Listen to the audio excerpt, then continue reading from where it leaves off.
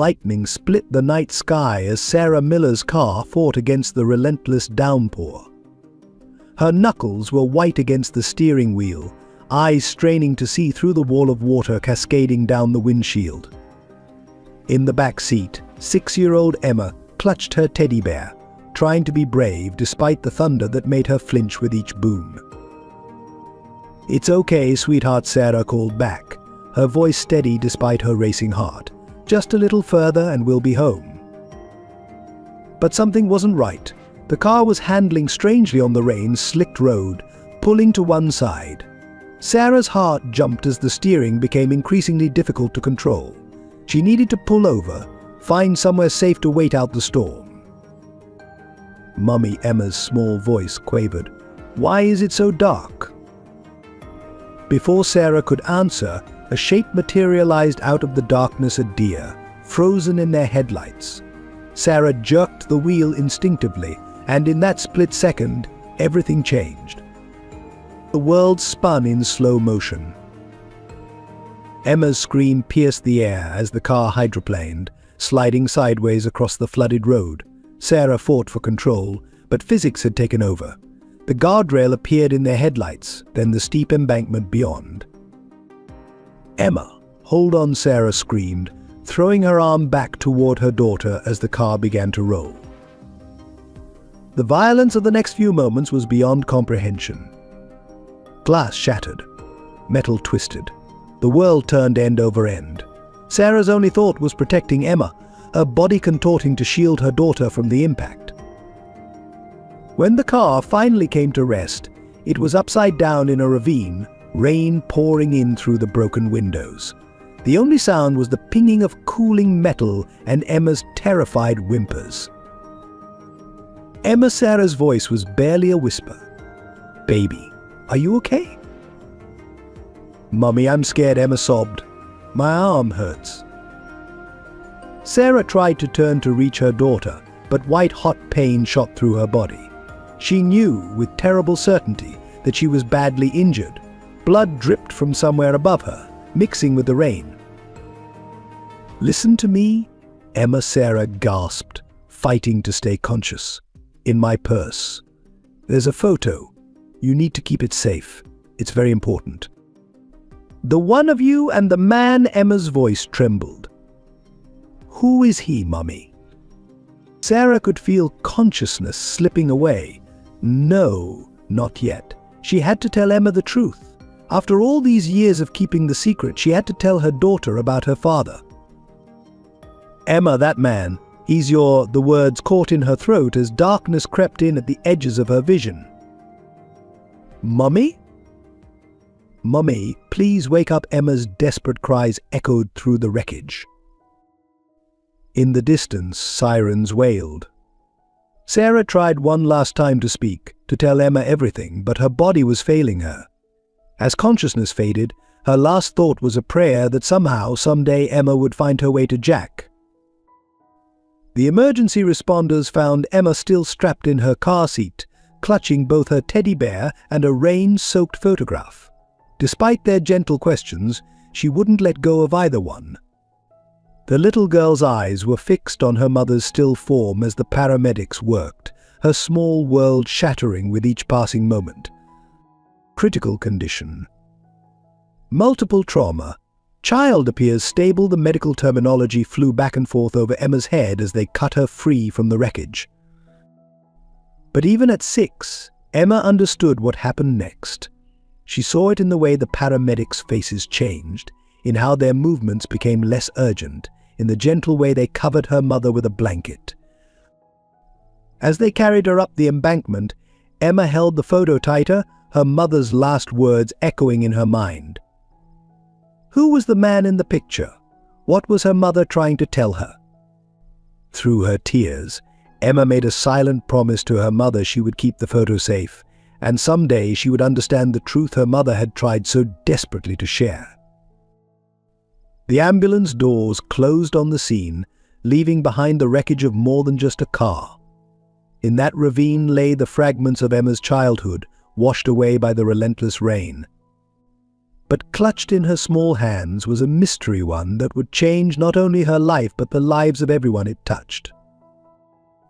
If this emotional beginning has touched your heart, join our storytelling journey by subscribing. Every subscription fuels our passion to bring you more powerful narratives that celebrate the unbreakable bonds of family and the triumph of love over adversity. The gleaming towers of downtown Manhattan reflected the morning sun as Jack Thornton stood at his penthouse office window surveying the empire he'd built. At 42, he was everything society deemed successful: CEO of Thornton Enterprises, featured in Forbes 40 Under 40 and worth billions. Yet as he stood there, watching the city wake up below, the emptiness inside him felt more profound than ever. His assistant's voice crackled over the intercom, rattling off his day's scheduled board meetings, investor calls, charity galas. Jack barely listened, his mind wandering to the framed magazine covers lining his office walls. The rise of Jack Thornton, America's most eligible CEO, the man who never fails. They told a story of success, but not the whole story. The truth was, Jack Thornton had sacrificed everything for this view. His youth spent in boardrooms instead of ballparks, his 30s consumed by hostile takeovers rather than family holidays. Even his marriage had crumbled under the weight of his ambition, ending in a quiet divorce that barely made the society pages. His phone buzzed another message from his mother about setting him up with the senator's daughter. Jack ignored it, just as he ignored the growing pressure from his board about his personal life. A CEO needs stability, they'd say. The company needs a legacy, as if an arranged marriage could fill the void he felt growing larger each day.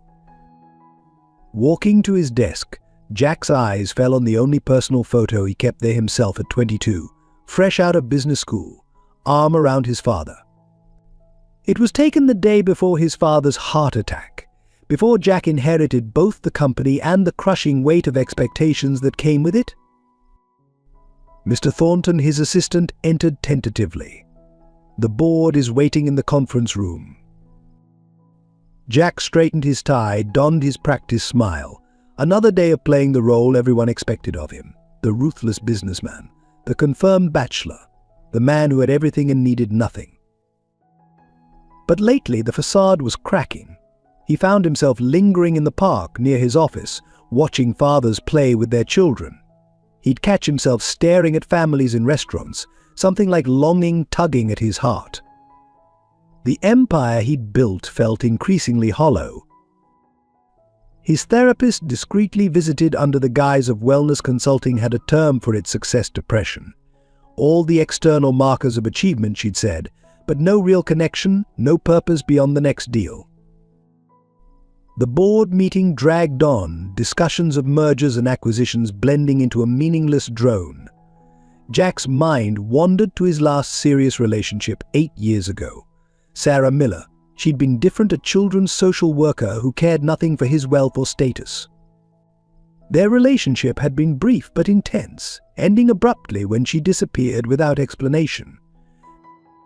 Sometimes he wondered what might have been if he'd looked for her, if he'd chosen love over the next big deal. But he'd buried himself in work instead, building higher walls around his heart with each passing year. Mr. Thornton, the board chairman's voice cut through his reverie. Your thoughts on the proposal? Jack delivered his response on autopilot, years of practice making it sound decisive and considered.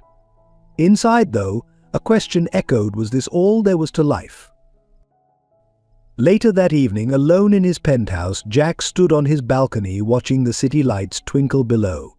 His phone buzzed with invitations to galas and fundraisers, each promising connections with more of the same people: wealthy, powerful, empty.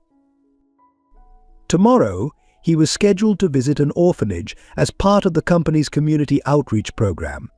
Another photo up, another chance to show the human side of Thornton Enterprises. Little did he know, that visit would shatter his carefully constructed world and force him to confront the one thing his money couldn't buy: the family he never knew he had. The old brick building of Riverside Children's Home loomed against the grey morning sky, its weathered facade contrast to the modern city surrounding it. Inside, 6-year-old Emma Miller sat alone by the window of the common room, carefully tracing the edges of the worn photograph she never let out of her sight. In the 6 months since the accident, Emma had become what the staff called selectively mute, speaking only when absolutely necessary, her once bright personality dimmed by grief. The other children had learned to give her space. Their initial attempts at friendship met with silent stares or quiet tears. Mrs. Bennett, the home's head caregiver, watched Emma with growing concern. She'd told the staff psychologist, trapped in that night in whatever her mother was trying to tell her. The photo Emma clutched had become both comfort and obsession, a bridge to her past and a mystery she couldn't solve. The morning routine at Riverside played out around her children rushing to breakfast, staff calling out reminders about homework and chores. Emma went through the motions mechanically, her small hands still holding the photo as she picked at her food. "Emma, sweetheart," Mrs. Bennett would say, "why don't you join the other children for games?" But Emma would just shake her head, retreating to her favorite window seat, where she could watch the outside world without participating in it. Her nightmares were the worst part. Nearly every night she'd wake up screaming, reliving the crash, hearing her mother's last unfinished words. The other girls in her dormitory had learned to sleep through it, but the newest arrival, Lucy, still asked, why does she cry for her daddy when she doesn't have one? The question haunted Emma as much as the dreams. She'd stare at the man in the photo standing next to her mother, both of them young and smiling. Her mother had been trying to tell her something about him that night, something important, but the memory always ended the same way, in screeching tires and shattering glass. During mandatory therapy sessions, Emma would sit silently, answering questions with nods or shakes of her head. The therapist noted severe attachment issues and unresolved trauma in her file, but Emma didn't care about diagnoses. She cared about the mystery that consumed her young mind. Some nights she'd sneak to the home's small library after lights out, looking through old newspapers for any mention of the man in the photo. She'd taught herself to read better just for this purpose, sounding out difficult words by flashlight. The staff knew, but let her be. It was the only time she showed any real initiative. Her few possessions were kept meticulously organized: her mother's scarf, the teddy bear from the crash, and most importantly, the photo, now protected in a plastic sleeve one of the kind kitchen staff had given her. She'd created a small shrine of sorts in her corner of the dormitory, a private space that the other children instinctively respected. School was another challenge entirely. Emma's teachers tried to be understanding, but her persistent silence and distraction made learning difficult. Only in art class did she show any real engagement, repeatedly drawing the same scene: a car, rain, and 2 figures she labeled Mummy and Mystery Man. The social workers assigned to her case had tried everything to draw her out. They'd brought in child psychologists, arranged play therapy sessions, even attempted art therapy, but Emma remained locked in her private world of grief and questions. Potential adoptive families would visit the home, and sometimes they'd show interest in the quiet, beautiful child with the haunting eyes, but Emma's reaction was always the same: complete withdrawal. It was as if she was waiting for someone specific, though she couldn't articulate who. As spring turned to summer, the staff began to worry about Emma's upcoming 7th birthday. The first birthday without her mother loomed like a storm cloud on the horizon. They planned a small celebration, hoping to spark some joy in the troubled child, unaware that fate was about to intervene in the form of a wealthy businessman's charitable visit. 8 years earlier, Sarah Miller had stood in Central Park, snow falling softly around her as she read the pregnancy test results for the 3rd time. Positive, her hands trembled, not from the cold, but from the weight of the decision before her. She was 24, a promising social worker with dreams of opening her own children's advocacy center. He was Jack Thornton, rising star of the business world, already making headlines with his bold corporate takeovers.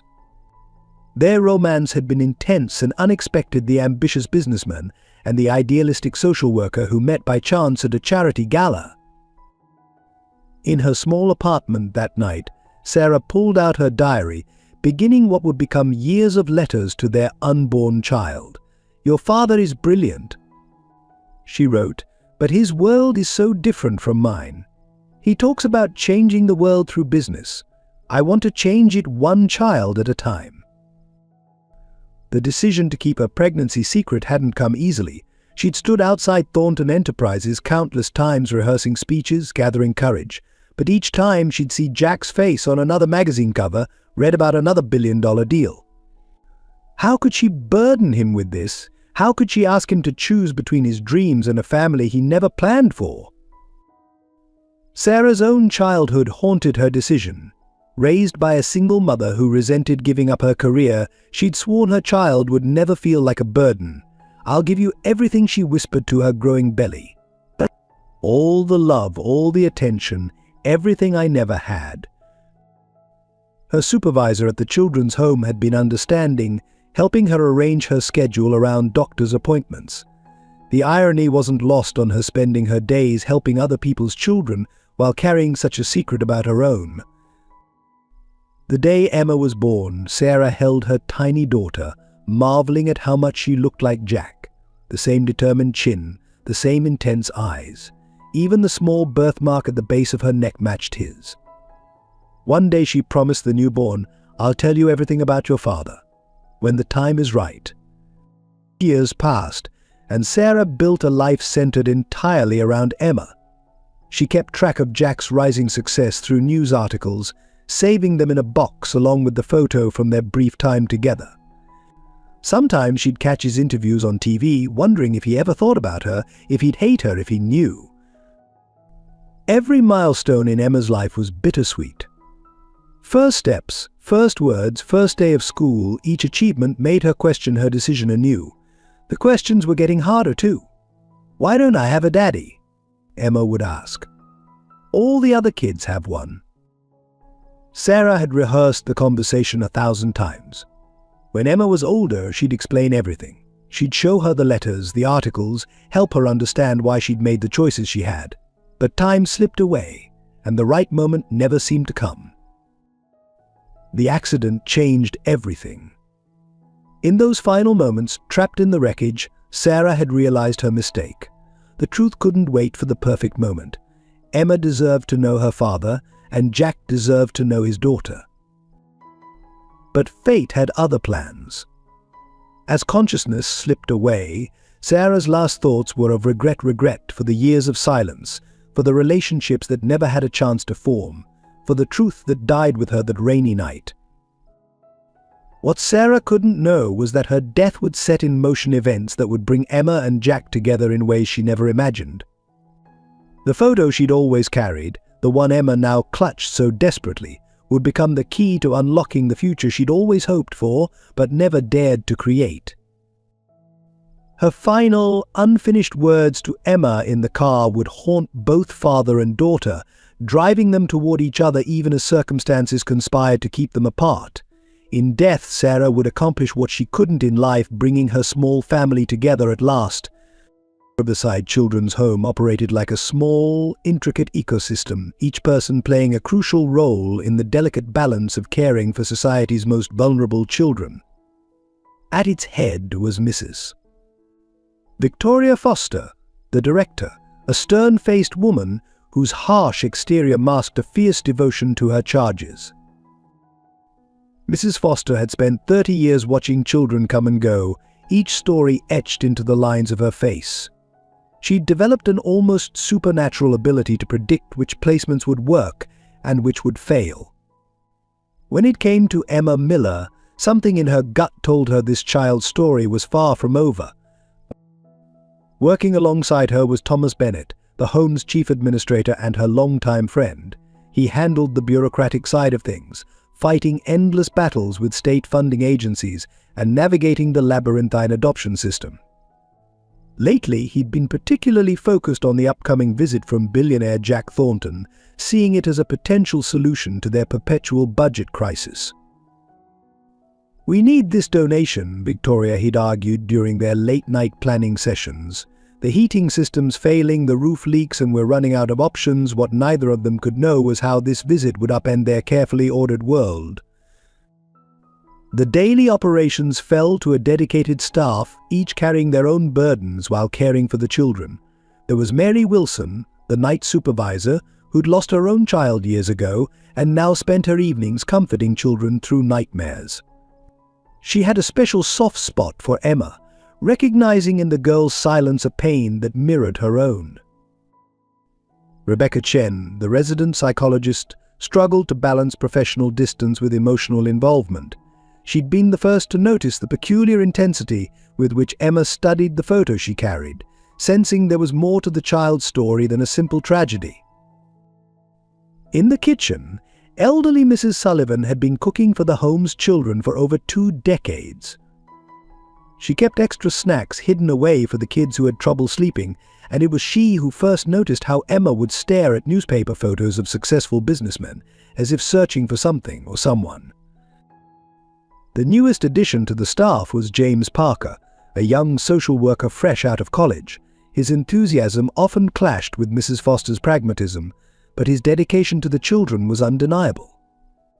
He'd been particularly intrigued by Emma's case, spending hours researching the accident that brought her to them. From the children themselves, complex relationships had formed.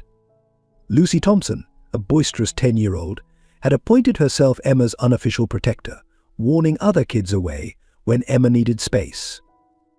Michael Rivera, at 12 the oldest resident, treated Emma like the little sister he'd lost to the foster system years ago. Then there was David Wells, the groundskeeper who'd worked at Riverside longer than anyone else. He kept to himself mostly, but staff had noticed his strange reaction when Emma first arrived. Something about the girl seemed to trouble him, though he never said why. The facility's elderly nurse, Margaret Hayes, had been the first to notice the birthmark on Emma's neck. She'd seen something similar before, though she couldn't quite place where. The detail nagged at her memory like a loose thread she couldn't quite grasp. Each of these individuals held a piece of the puzzle that was Emma Miller's life, though none of them realized it yet. Their interactions, decisions, and unspoken observations would soon become crucial pieces in the unfolding drama of her reunion with her father. As the day of Jack Thornton's visit approached, tension filled the halls of Riverside. Staff meetings became longer, cleaning schedules more rigorous. Mrs. Foster insisted everything had to be perfect, unaware that perfection was unnecessary for what fate had in store. They were all playing their parts in a story bigger than themselves, one that would challenge their assumptions about family, justice, and the power of truth to find its way into the light. The walls of Riverside Children's Home held many secrets, but none quite like the one about to be revealed. The morning of Jack Thornton's scheduled visit to Riverside Children's Home dawned clear and crisp. His Puerto Rico team had arranged every detail of what they called the Community Engagement Initiative, a series of philanthropic appearances designed to soften his image after a particularly aggressive corporate takeover.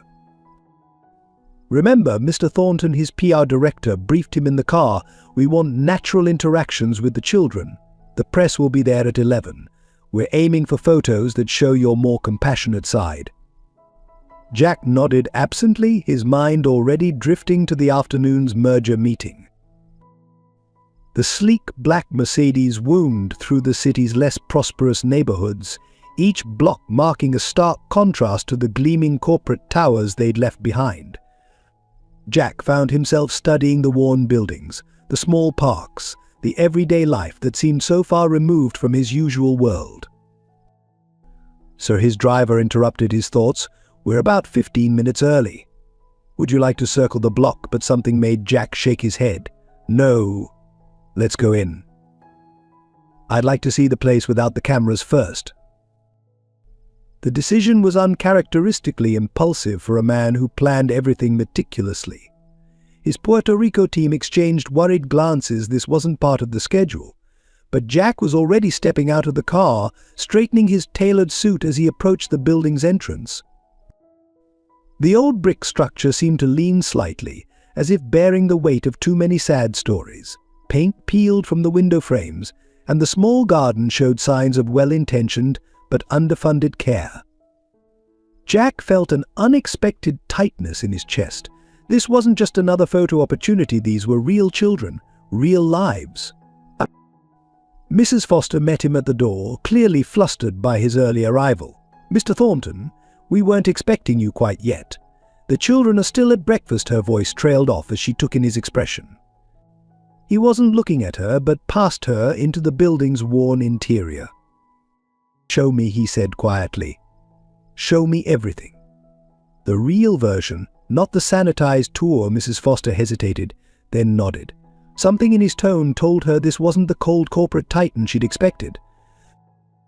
They walked through quiet hallways, past dormitories where small beds were neatly made, past a library with well-worn books, past a playroom where scattered toys told stories of interrupted childhoods.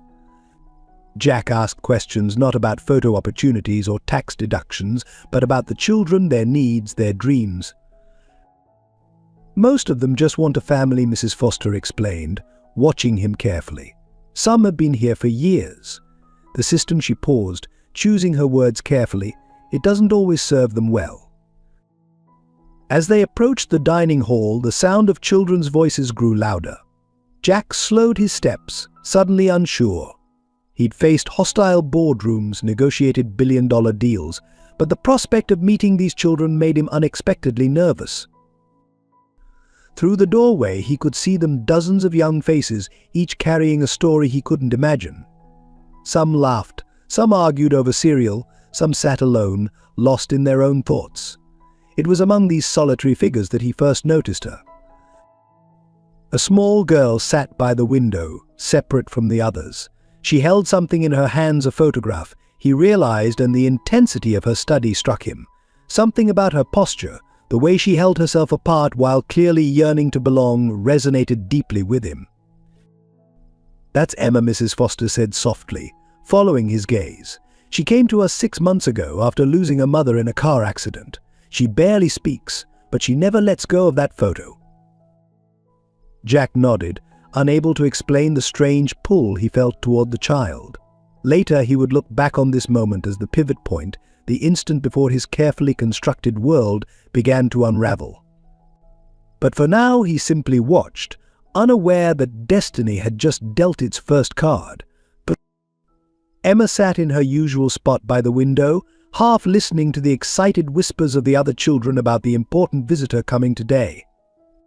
The morning sunlight caught the edges of her treasured photograph, and she tilted it slightly, studying the familiar faces for the 1,000th time, her mother's bright smile, the unknown man's gentle eyes. The dining hall's usual chaos faded into background noise as she traced the man's features with her small finger, his strong jaw, the way his head tilted slightly toward her mother, the distinctive birthmark just visible at the base of his neck. Every detail was burned into her memory, though she still couldn't understand what her mother had tried to tell her that night. Suddenly, a murmur rippled through the room. Emma looked up, her breath catching in her throat. There, standing in the doorway, was a man in an expensive suit. But it wasn't his obvious wealth that made her hands begin to tremble. It was his face, older now, but unmistakable, the same jaw, the same gentle eyes, even the same way of tilting his head. With shaking hands, Emma held up the photo, looking back and forth between the image and the man. The resemblance was undeniable. Her heart began to race as pieces of a puzzle she hadn't known she was solving started to fall into place. She watched him move through the room, speaking quietly with Mrs. Foster. When he turned his head, she saw it, the birthmark, identical to her own, identical to her own, identical to the one in the photo. Emma's world tilted on its axis as her mother's last unfinished words echoed in her mind, "That man, he's your." The noise in the dining hall seemed to fade away entirely. Emma stood up slowly, her legs unsteady beneath her. For the first time in 6 months, she felt something beyond grief, a spark of hope so intense it almost hurt. Other children were gathering around the visitor now, drawn by his kind smile and gentle manner. Emma stayed rooted to her spot, clutching the photo like a lifeline. Mrs. Foster was leading him toward the windows, toward her corner. Each step he took made Emma's heart beat faster. When he was just a few feet away, Emma gathered all her courage. With trembling hands, she held out the photograph. "Excuse me," she said, her voice barely a whisper, the first words she'd spoken voluntarily in months. "Is this you?" The man Jack Thornton, she'd heard Mrs. Foster call him, stopped mid-sentence. He looked at the photo, then at Emma, his face draining of color. Time seemed to freeze as he took in the image of his younger self standing beside Sarah Miller. Where did you get this?" he asked, his voice hoarse. But Emma couldn't answer. She was staring at his neck, at the birthmark that matched her own, at the living proof of a connection she'd felt but couldn't explain. Mrs. Foster was looking between them now, her experienced eyes noting the similarities that suddenly seemed obvious, the same determined set of the jaw, the same intense gaze, even the same way of standing. "Emma," she said carefully, "where did that photo come from?" "It was my mother's," Emma said, her voice growing stronger. "She always carried it. She tried to tell me about him, about you." She looked directly at Jack, the night of the accident, but she couldn't finish. The dining hall had gone completely silent. Every child, every staff member watched as Jack Thornton, billionaire CEO, knelt down to eye level with the small, brave girl who held a piece of his past in her hands. "Your mother," he said softly, "was her name Sarah? Sarah Miller?" Emma nodded, tears filling her eyes. "She said you were but like her mother." She couldn't finish the sentence. The weight of the moment, of the truth hovering just out of reach, was too overwhelming. Time seemed to stand still in the dining hall as Jack and Emma faced each other, the weathered photograph trembling in her small hands. Jack's mind raced through calculations. He never thought he'd make 8 years since Sarah, Emma's apparent age, the timing of Sarah's sudden disappearance. "May I?" he asked softly, gesturing to the empty chair beside Emma. She nodded, watching him with eyes that mirrored his own. As he sat down, the rest of the room seemed to fade away, leaving just the two of them in their own private universe of discovery. Emma's hands shook as she carefully placed the photograph on the table between them. "Mom used to look at it every night," she said, her voice barely above a whisper. "She would touch your face and cry sometimes when she thought I was sleeping." Jack's throat tightened. "Your mother, Sarah. She was very special to me," he managed. "I never knew why she left. I looked for her." But he trailed off, realizing he was talking to a child who'd lost her mother only months ago. But Emma's next words stopped his heart. "We have the same mark," she said, touching the spot on her neck that matched his birthmark exactly. "Mum said it meant something important, but she never told me what." Mrs. Foster had quietly dismissed the other children, sensing the gravity of the moment unfolding. She stood at a distance, watching as Jack tentatively reached out, his hand hovering over Emma's small shoulder before gently touching the birthmark that mirrored his own. "My father had this mark," Jack said softly, "and his father before him. It's a Thornton family trait." The words hung in the air, heavy with implication. Emma's eyes widened as she processed what he was saying. "Did you know?" she asked suddenly, her voice stronger. "Did you know about me?" The question held no accusation, only a child's need to understand. Jack shook his head, tears forming in his eyes. "No, Emma, I had no idea. If I had known," his voice broke. "If I had known about you, I would have been there, every day, for everything." Emma studied his face with an intensity that belied her years. Then, with the simple clarity of a child, she said, "Mum was trying to tell me that night, in the car. She said you were my..." She couldn't finish, but she didn't need to. Jack felt something shift inside him, as if a piece of his soul he hadn't known was missing suddenly clicked into place. Without thinking, he opened his arms. Emma hesitated for just a moment before launching herself into his embrace. They clung to each other, this man and child who were strangers and yet somehow had never been strangers at all. Emma buried her face in his expensive suit jacket, inhaling a scent that seemed somehow familiar. Jack held her carefully, as if she might break or disappear like a dream.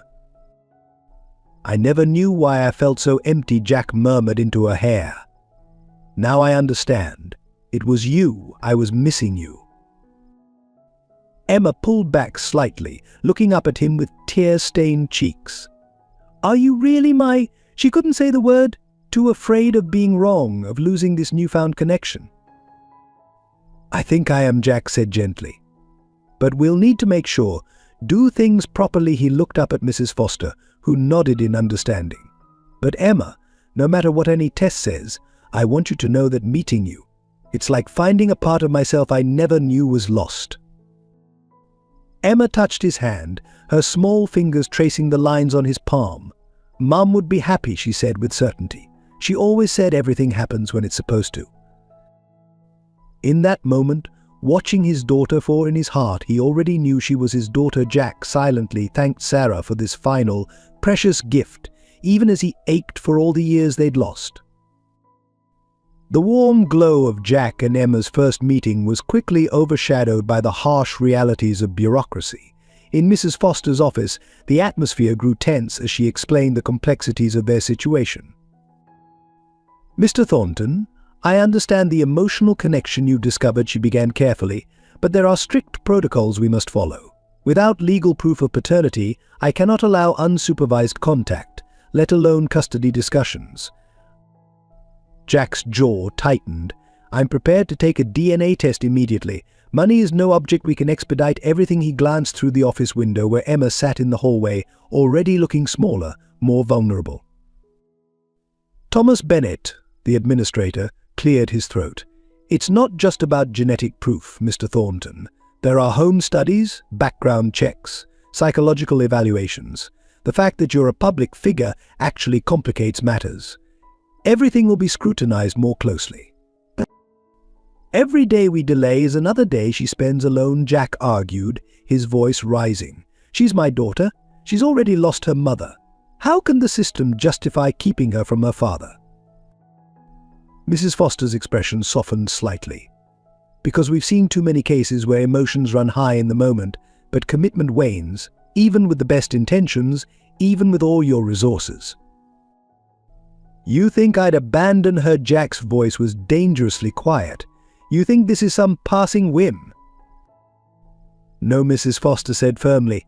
"I think you're a man whose entire world has just been upended, and while that photo and birthmark are compelling, we need more than coincidences before we can uproot a child's life again." Outside, Emma pressed her ear against the door, straining to hear. The walls of Riverside had never felt more like a prison than they did now, keeping her from the father she'd just found. "How long?" Jack demanded. "Give me a timeline. What exactly needs to happen?" Bennett pulled out a thick manual. "Best case scenario with expedited processing and your resources, 3 to 6 months. We'll need—" 6 months, Jack stood abruptly. "She's 6 years old. I've already missed 6 years. And now you're telling me I have to miss 6 more months." "Mr. Thornton," Mrs. Foster's voice was steel wrapped in silk, "I understand your frustration. But these rules exist to protect children, even from well-meaning billionaires who might think they're above the law." The words hit their mark. Jack sank back into his chair, running his hands through his hair. "I'm not trying to break rules. I'm trying to right a wrong. To be there for my daughter." "Then prove it," Mrs. Foster challenged, "not with money or influence, but with patience. Show Emma that adults in her life can be trusted to do things the right way." A small knock interrupted them. Emma stood in the doorway, clutching her photo. "Please don't fight," she said quietly. "I don't want anyone to fight anymore." The adults exchanged guilty looks. Jack moved to kneel beside her. "We're not fighting, sweetheart. We're just trying to figure things out." "Can't I just come home with you?" Emma asked, her voice small but hopeful. "I'll be good. I promise." Jack's heart shattered at the plea, but Mrs. Foster spoke before he could. "Emma, dear, remember what we talked about when you first came here? About following the rules to keep everyone safe?" Emma nodded reluctantly. But he's my daddy. I can feel it. And if that's true, it will still be true in a few months, Mrs. Foster said gently. Sometimes the hardest thing is doing things the right way, even when our hearts want to rush ahead. Jack stood, squaring his shoulders. Fine, I'll play by the rules, but I want daily visits, video calls, whatever you'll allow. I won't miss another day of her life if I can help it. Mrs. Foster nodded, relief visible on her face. We can arrange supervised visits starting tomorrow. In the meantime, Mr. Thornton, I suggest you contact a family law attorney. You'll need one? The sterile walls of Metropolitan Genetics Laboratory did nothing to calm Jack's nerves as he waited for the intake specialist. 3 days had passed since his life-altering meeting with Emma, and each hour of separation felt like torture. His team of lawyers had worked through the weekend, preparing documents and expediting requests, but the system seemed designed to frustrate even the most determined efforts. Mr. Thornton, a technician, appeared with a clipboard. We have a situation with your paternity test request. Of course they did. There was always a situation. The consent forms for the minor child need to be signed by her legal guardian, the technician explained. Currently that's the state, which means more paperwork, more delays. Jack finished, his frustration evident. I have a court order right here authorizing the test. The technician examined the document, frowning. This needs to be countersigned by the Child Welfare Department, and they only process these requests on Thursdays. Jack pulled out his phone, ready to call his lawyers again, when it buzzed with a message from Mrs. Foster. Emma had been asking for him all morning, wondering why he hadn't visited. His heart clenched. Listen, he said, his voice low and intense. There's a little girl who's lost her mother, who's finally found her father, and every day we wait is another day she spends wondering if she's going to lose me too. There has to be a way to expedite this. The technician's professional detachment wavered. Sir, I understand, but protocols exist for a reason. We've had cases where wealthy individuals tried to claim children for less than honorable reasons. Less than. Jack's voice rose before he caught himself. Have you seen her? Have you seen us together? We have the same birthmark, the same eyes. There's a photograph of me with a mother from 8 years ago. Coincidences happen, Mr. Thornton. That's why we need proper documentation. Back at his office, Jack's legal team delivered more bad news. The Child Welfare Department was backlogged. The judge who could override the Thursday rule was on vacation. Every path forward seemed blocked by another layer of red tape. There's another issue, his lead attorney added hesitantly. Someone's been making inquiries about your past relationship with Sarah Miller. A reporter, asking about any possible financial arrangements or agreements. Jack's blood ran cold. What are you saying? They're suggesting, well, that you might have known about Emma all along, that there might have been a payment to keep things quiet. The implication was infuriating. Sarah would never, I would never. He couldn't even finish the sentence. Find out who's pushing this narrative. Shut it down. His phone buzzed again, another message from Mrs. Foster. Emma had drawn a picture of them together, with the word family written in careful child's handwriting. Jack had to turn away from his legal team, taking deep breaths to maintain composure. Later that afternoon, during his supervised visit with Emma, he tried to explain the delays in terms a 6-year-old could understand. Sometimes, sweetheart, even when we know something in our hearts, we need to prove it to others. Emma looked up from her drawing. But why don't they believe us? Can't they see we look the same? They're just trying to protect you, Jack said, though the words tasted bitter. To make sure everything is done right. Did you know my mom was trying to tell you about me? Emma asked suddenly, before the accident. Jack's heart squeezed. No, honey, but I wish I had known. I wish I had been there from the very beginning. A social worker cleared her throat, indicating their visit was ending. Emma's face fell. Will you come back tomorrow? Wild horses couldn't keep me away, Jack promised, fighting the urge to simply scoop her up and walk out. But he knew that would only make things worse. Back in his car, Jack made a decision. He called his PR team, instructing them to cancel all his appointments for the next month. The company can run without me for a while. This is more important. His assistant protested, "But sir, the merger negotiations." "Can wait," Jack cut her off.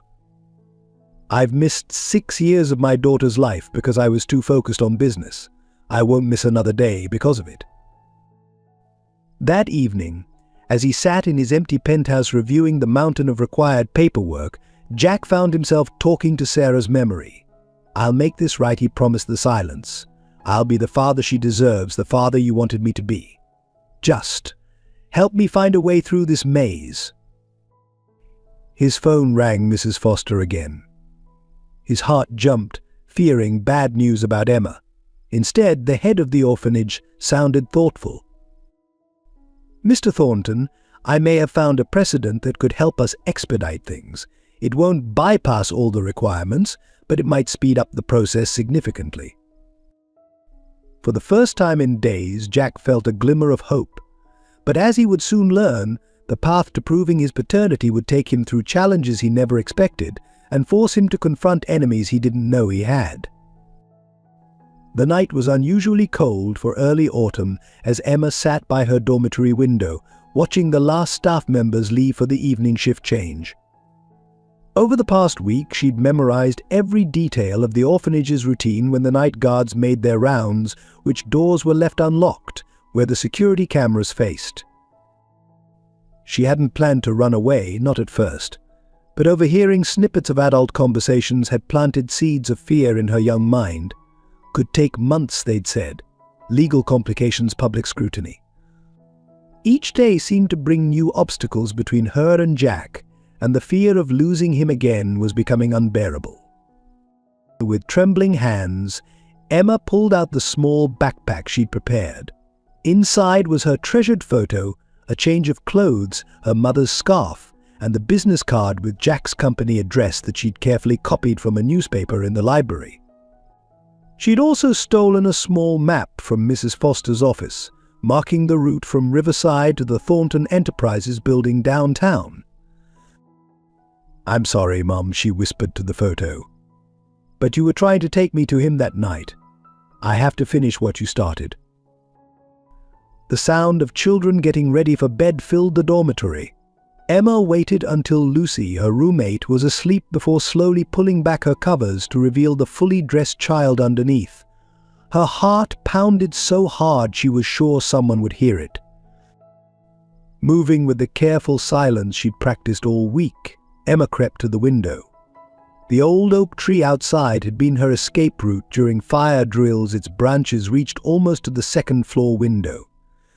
She'd never been afraid of heights. Her mother used to say she was part squirrel. The window creaked slightly as she pushed it open, and Emma froze. But the normal sounds of the orphanage continued undisturbed. Taking a deep breath, she swung her leg over the sill and reached for the nearest branch.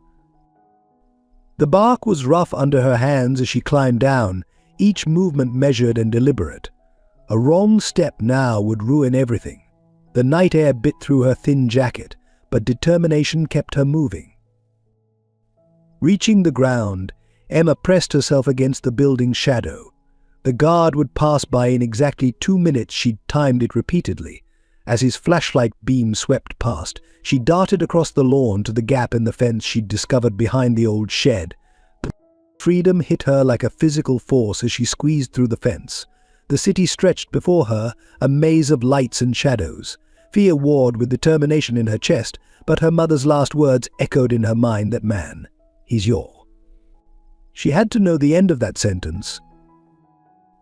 Emma pulled out her carefully drawn map. The route looked so simple on paper. Follow Madison Avenue downtown. Turn right at the big church. Look for the tall building with Jack's name on it. But in the darkness, every street looked different, more threatening. A group of teenagers passed nearby, making Emma duck into a doorway. Her heart raced as she remembered Mrs. Bennet's warnings about the dangers of the city at night. but she couldn't go back now. Jack was out there, and he was her father. She felt it in her bones. The streets became busier as she walked, forcing her to stick to side alleys and shadows. Every police car made her jump, imagining Mrs. Foster had already discovered her missing. The city's noises, traffic, music, angry voices seemed amplified in the darkness. After an hour of walking, Emma's legs ached and her confidence wavered. The streets didn't match her map anymore. The tall buildings all looked the same, their lights blurring together in the night sky. Cold and fear began to seep into her determination. A sudden gust of wind snatched her map, sending it dancing down the street. Emma ran after it, turning corners blindly, until she found herself in an unfamiliar neighborhood. The buildings here were darker, more decrepit. Broken bottles littered the sidewalk. "Hey there, little girl," a voice called from the shadows. "Are you lost?" Emma's blood ran cold. She clutched her backpack tighter and started walking faster, remembering her mother's warnings about strangers. Footsteps followed her, getting closer. "I said, are you lost?" The voice was closer now, with an edge that made Emma break into a run. Her feet pounded against the pavement as she ran blindly, tears blurring her vision. She could hear multiple footsteps now, the sound echoing off the buildings. In her panic, she turned down an alley that ended in a chain-link fence. Trapped. Emma pressed herself against the fence, facing her pursuers. "My daddy's coming," she said, trying to make her voice strong. "He's rich and powerful, and he'll find me." Laughter echoed in the alley. "Is that so? Well, maybe we should help you wait for him." The alley's shadows seemed to close in around Emma as three figures approached. The streetlight behind them cast their faces in darkness, but their predatory movements told her everything she needed to know. Her mother's warnings about the dangers of the city echoed in her mind. "Looks like we got ourselves a little runaway," the tallest one said, his voice dripping with false concern. "And from what she says, a valuable one at that." Emma's hand clutched the photo in her pocket, drawing strength from it. The fence behind her rattled as she pressed against it, desperately searching for an escape route. The rusty metal felt cold through her thin jacket. "Please," she whispered, "I just need to find my father. He's Jack Thornton. He works in the big building downtown." The name caused a pause in their advance. The leader tilted his head, streetlight catching his face for the first time. He was younger than his voice suggested, maybe 20, with a scar running down one cheek. "Thornton?" "The billionaire," he laughed, a harsh sound that echoed off the alley walls. "Well, boys, looks like Christmas came early."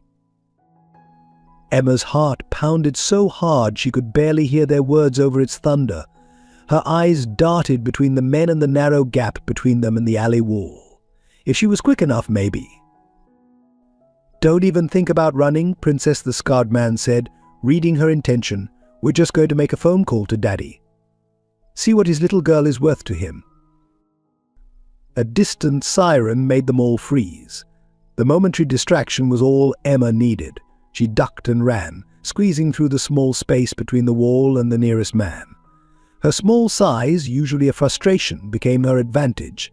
The "Get her!" the shout followed her as she burst out of the alley, running blindly into the night. Emma ran like she'd never run before, her feet barely touching the ground. Behind her she could hear the pounding of pursuit, the angry shouts growing closer. Tears streamed down her face as she zigzagged between buildings. A car screeched to a halt beside her, the driver leaning out. "Hey kid, you okay?" But Emma couldn't trust anyone now. She darted down another alley, this one mercifully leading to a busier street. The sounds of pursuit faded slightly as she merged into a crowd leaving a movie theater. Her lungs burned, and her legs felt like jelly, but she couldn't stop. The bright lights of the theater district gave way to darker streets again. She had no idea where she was anymore, no idea which direction led to Jack's building. A flash of lightning illuminated the sky, followed by a low rumble of thunder. The first drops of rain began to fall, bringing back memories of that terrible night with her mother. Emma ducked into a doorway, trying to catch her breath and get her bearings. The photo in her pocket was damp now, and she carefully smoothed it out. Jack's younger face smiled up at her, standing next to her mother. "Help me," Mom, she whispered. "Please help me find him." Movement at the end of the street caught her eye. Two of her pursuers had found her trail again. With a sob, Emma pushed herself away from the wall and started running once more. The rain was falling harder now, making the sidewalks slick. Emma slipped once, scraping her hands on the rough concrete as she caught herself. But she couldn't stop.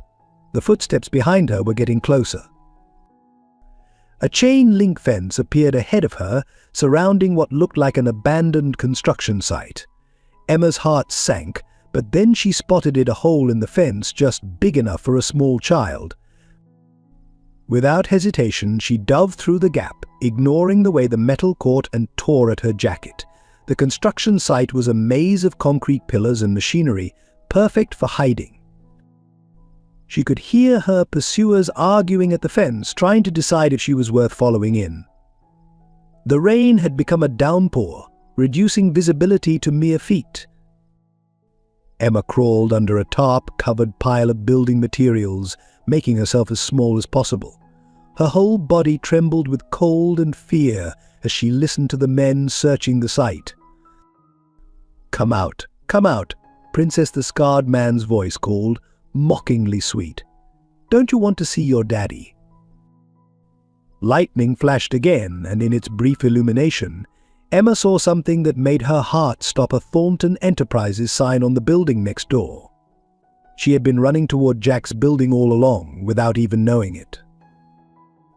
The rain continued to pour as Emma huddled beneath the tarp, her eyes fixed on the Thornton Enterprises building looming above her, so close yet unreachable.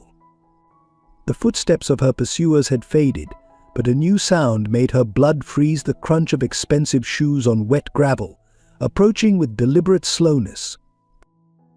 "Emma Miller," a cultured voice called out, completely different from her previous pursuers. "Or should I say, Emma Thornton? Your mother would be so disappointed to see you out here alone."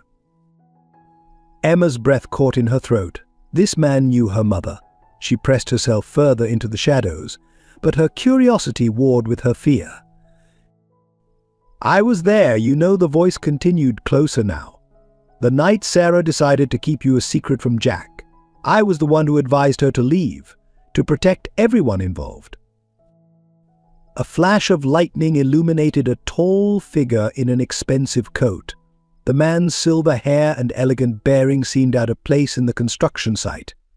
But there was something predatory in the way he moved, something that made Emma's instincts scream danger. You see, Jack Thornton was destined for great things. A child. Well, that would have complicated matters considerably. Your mother understood that eventually. Emma's mind raced. This man was from her mother's past, someone who knew the truth she'd been seeking, but his words felt wrong, twisted somehow. Her mother's last desperate attempt to tell her about Jack suggested something very different from what this man was saying. "I know you're here, Emma," the man said softly. "I can help you understand everything. About your mother, about Jack, about why things happened the way they did." A sudden movement behind her made Emma realize with horror that she'd been flanked. Strong hands grabbed her before she could run, lifting her from her hiding place. "Careful with her," the silver-haired man instructed. "She's valuable merchandise now. Quite a fortunate turn of events, really. Your mother's death was tragic, but it's opened up some interesting possibilities."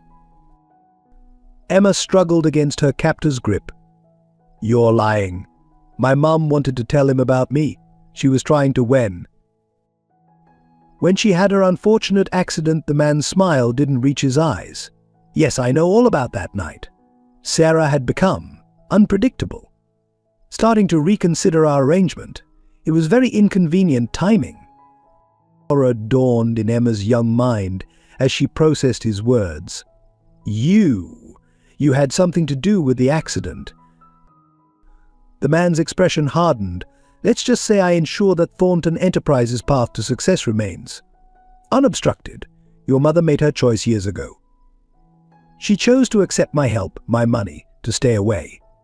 Breaking that agreement would have had consequences." "I don't believe you," Emma said, her voice stronger than she felt. "Mom would never take money to keep me from my father." The man pulled something from his coat, a folder of documents. In the dim light, Emma could make out her mother's signature on what looked like legal papers. "Believe what you want, child, but your mother traded your chance at a father for a very comfortable life. And now, you're going to help me ensure Jack Thornton's continued cooperation in some crucial business matters." Emma's mind raced. Something about his story didn't add up. The mother she knew, who read her stories every night, who worked 2 jobs to support them, who cried over that photo, she wouldn't have done what this man was claiming. "If my mum took your money, why were we always struggling?" Emma challenged. "Why did she work so hard?" A flicker of uncertainty crossed the man's face, quickly replaced by anger. "Enough questions. Get her in the car, and make sure she can't be seen." As they dragged her toward a waiting luxury car, Emma took one last look at the Thornton building. She was so close to finding her father, to understanding the truth. Now everything was slipping away. "Your mother learned the hard way what happens when you cross me," the man said as they forced her into the car. "Let's hope you're smarter than she was." The car door slammed, sealing Emma in darkness.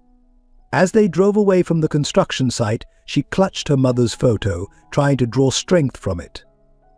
Somewhere above them, in the building they were leaving behind, Jack Thornton was probably still working, unaware that his daughter had come so close to finding him.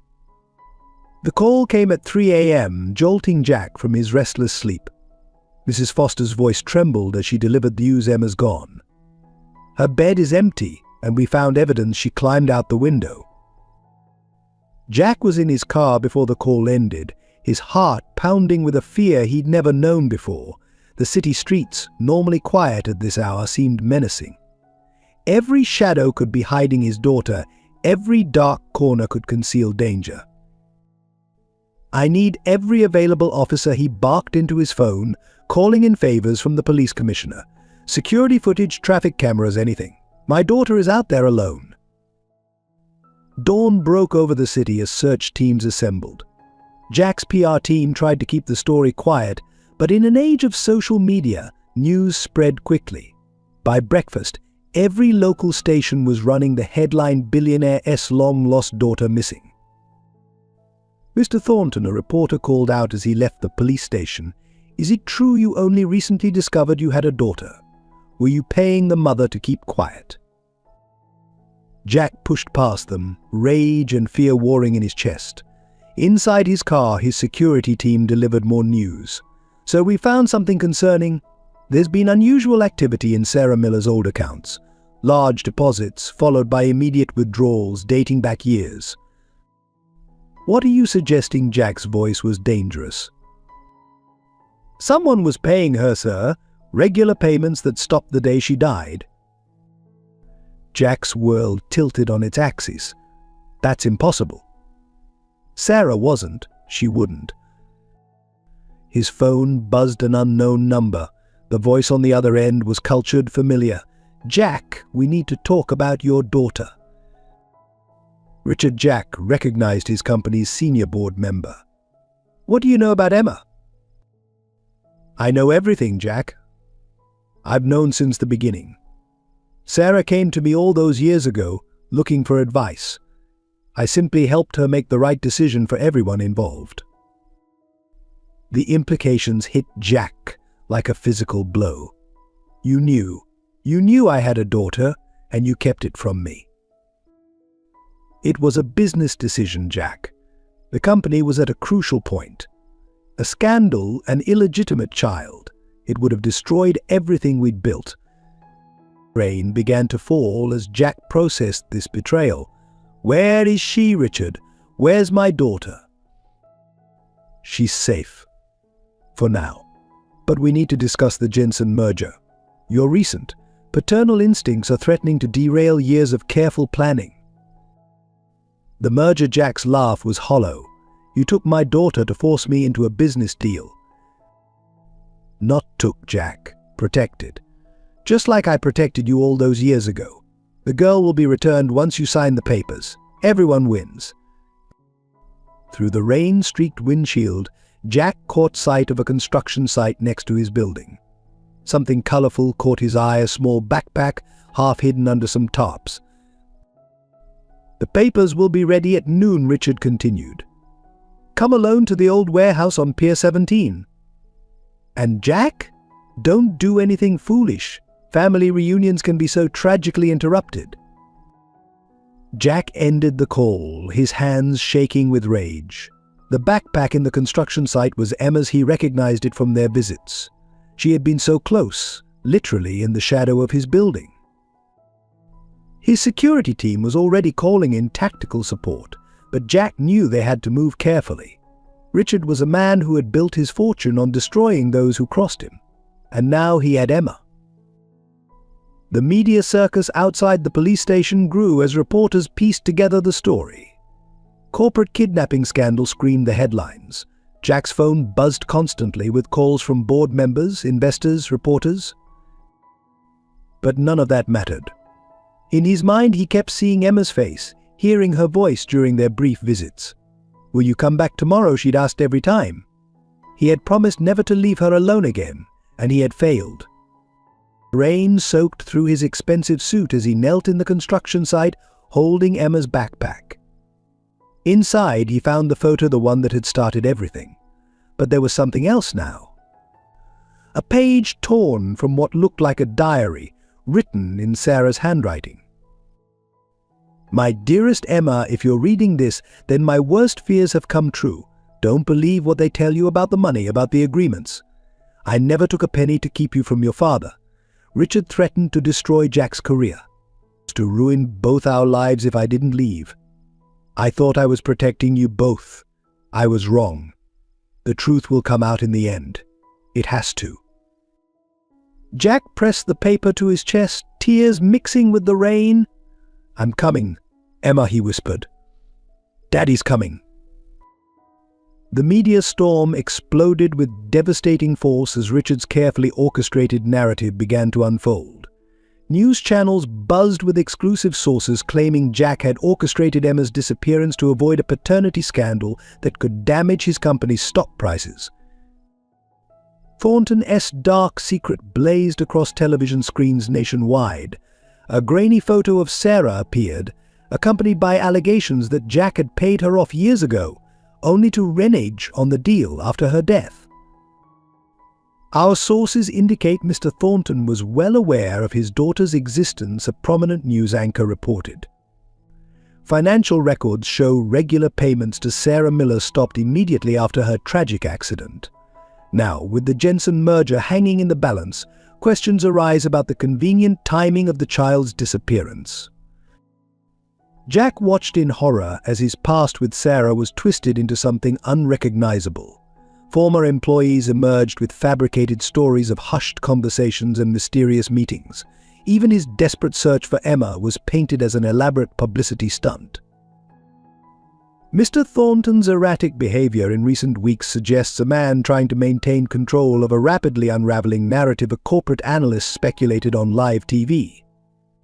His sudden interest in an orphan child, followed by her convenient disappearance, raises serious questions about his fitness to lead Thornton Enterprises.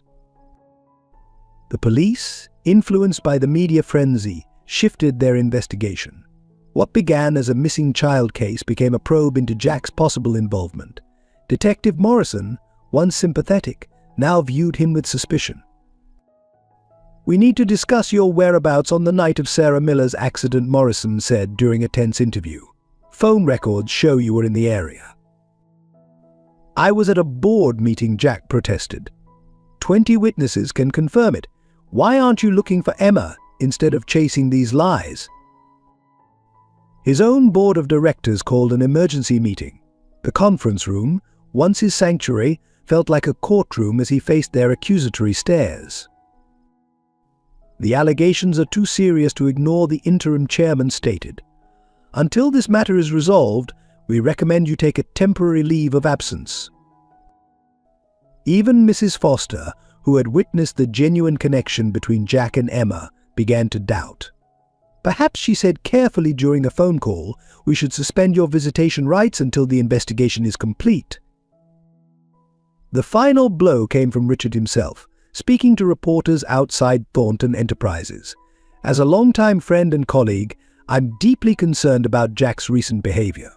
The pressure of running a global corporation can take its toll on anyone's mental health."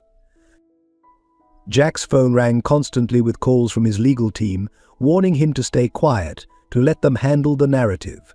But every hour of silence was another hour Emma remained missing, another hour for Richard's lies to take root. In his penthouse office, Jack stared at the growing pile of newspapers, each headline more damaging than the last. Thornton S. Twisted Game Corporate Greed Claims Another Victim the Price of Power of Father S. Betrayal. A soft knock interrupted his dark thoughts. His assistant entered, her face pale. "Sir, there's a video being circulated online. It shows you arguing with Sarah Miller outside your office 8 years ago."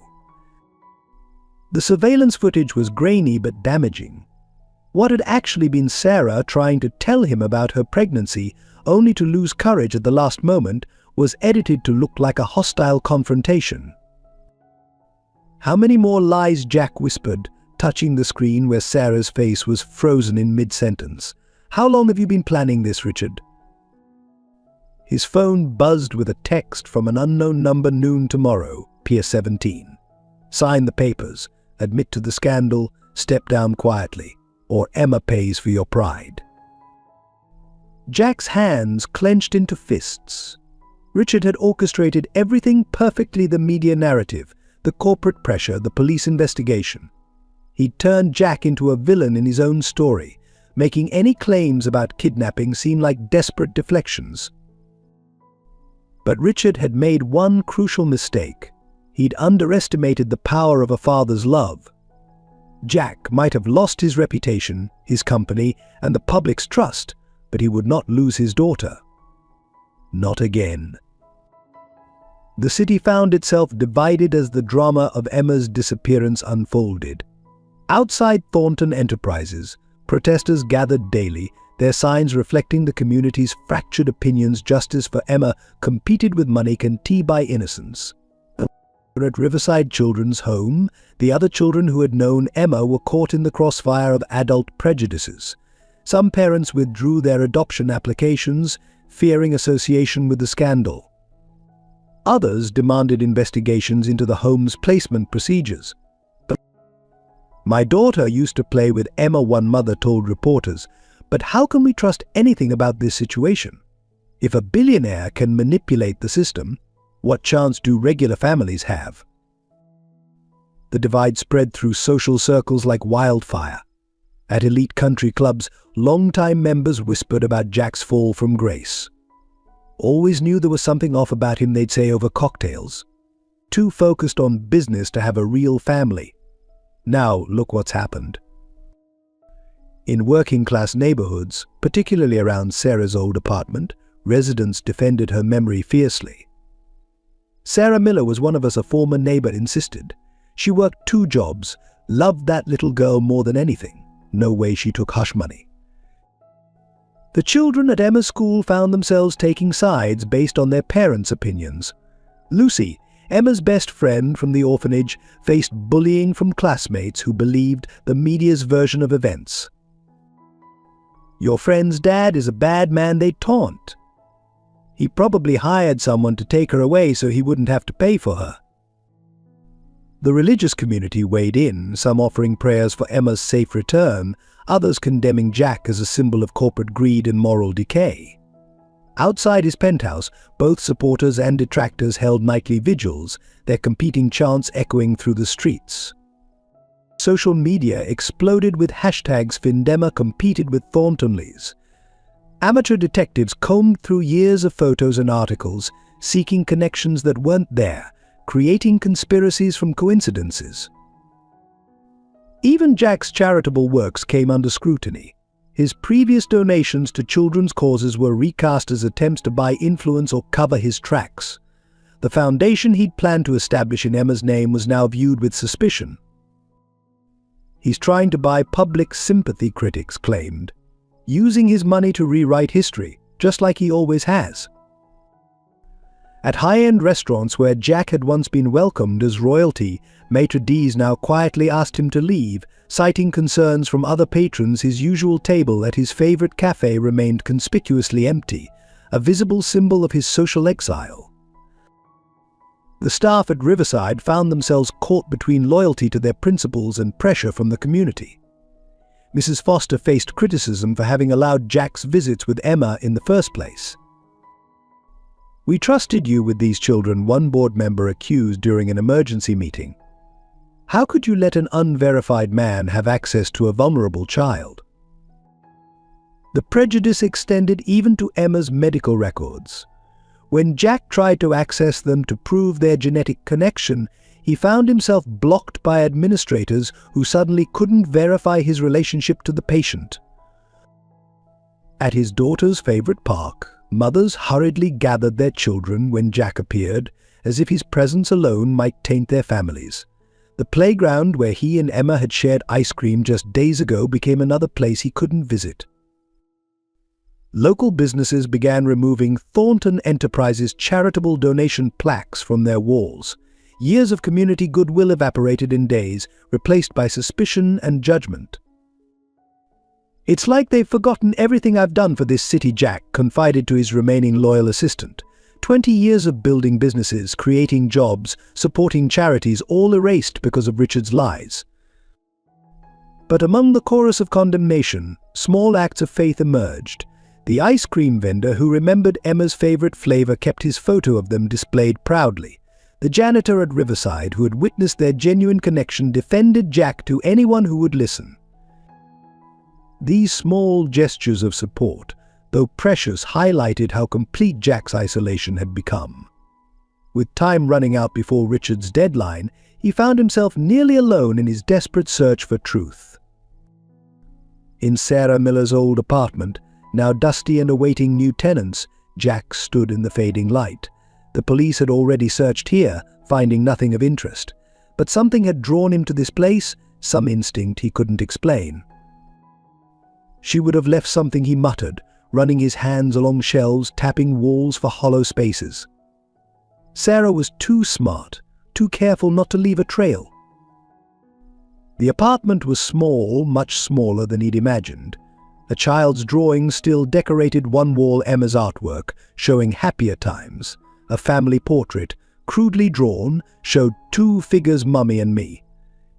The space where a father should have been remained conspicuously blank. In Emma's room, a loose floorboard caught his attention. Kneeling, Jack pried it up, finding a space beneath. There, wrapped in plastic, lay a leather-bound journal and a USB drive. His hands trembled as he opened the journal to its first entry, dated 8 years ago. "Dearest Emma, today I confirmed what I suspected you're growing inside me. Your father doesn't know yet. Jack Thornton, the man I love, the man who would move mountains to protect those he cares about. But Richard came to see me today. His threats were clear. If I tell Jack about you, he'll destroy everything Jack's built. I don't care about the money, but I won't let them destroy your father's dreams. At least, that's what I'm telling myself to justify this choice." Jack's vision blurred with tears as he read on. Page after page revealed Sarah's internal struggle, her love for both him and Emma, and the web of manipulation Richard had woven around them. March 15th, Richard's protection money arrived again today. "I donated it all to the children's hospital, just like every other payment. He thinks he's buying my silence, but I'm using his guilt against him. Every penny goes to helping other children. While I work 2 jobs to support Emma, she'll never live off his blood money." The entries continued, documenting Emma's growth, Sarah's increasing doubts about her decision, and Richard's tightening control. September 3rd, Emma asked about her father again today. She has Jack's eyes, his determination. Richard's threats seem emptier now. Emma deserves to know her father, and Jack deserves to know his beautiful daughter. I had decided after her 6th birthday I'm telling them both the truth. The final entry, dated just days before the accident, made Jack's blood run cold. Richard knows I'm planning to tell Jack. His last visit wasn't just threatening, it was menacing. He talked about tragic accidents, about how dangerous nighttime driving can be. I'm scared, but I can't keep this secret anymore. I've made copies of everything, the threats, the financial records, the surveillance footage of his visits. If anything happens to me, the truth has to reach Jack somehow. Emma needs her father, and he needs to know he was never the villain in this story. Attached to the last page was a key to a safety deposit box and an envelope addressed to Detective Morrison. Inside, Jack found detailed records of Richard's years of manipulation, including photos of his threatening visits and records of the donated hush money. His phone buzzed a reminder of Richard's deadline tomorrow at Pier 17. But now Jack had something he didn't have before: proof. The question was, could he get it to the right people in time to save Emma? As he carefully packed the journal and drive into his briefcase, a small photo fell from between the pages. It showed Sarah and Emma at the park, both laughing. On the back, in Sarah's handwriting, "Jack, if you're reading this, I'm so sorry. I thought I was protecting both of you, but I was wrong. Love shouldn't have to hide. Find her. Protect her.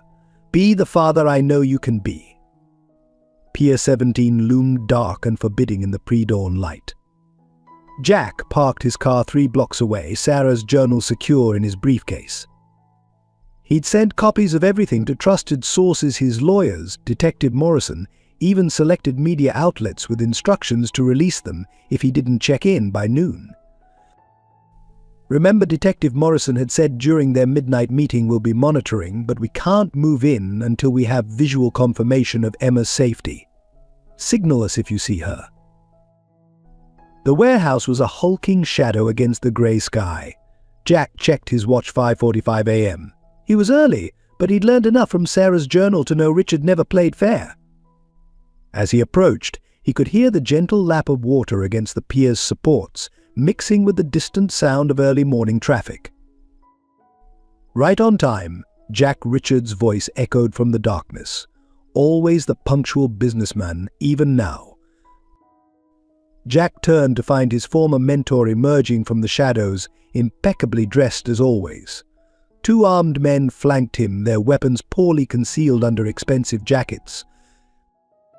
"Where's Emma?" Jack demanded, his voice steady despite his racing heart. Richard smiled, the same smile that had once welcomed Jack into the corporate world. Safe. For now. The merger papers, he held out his hand expectantly. "But first, my daughter." "Oh," Jack Richards sighed, still trying to negotiate when you have no leverage. 8 years ago, Sarah tried the same thing. Such misplaced confidence. The mention of Sarah's name ignited Jack's carefully controlled anger. "I know everything, Richard.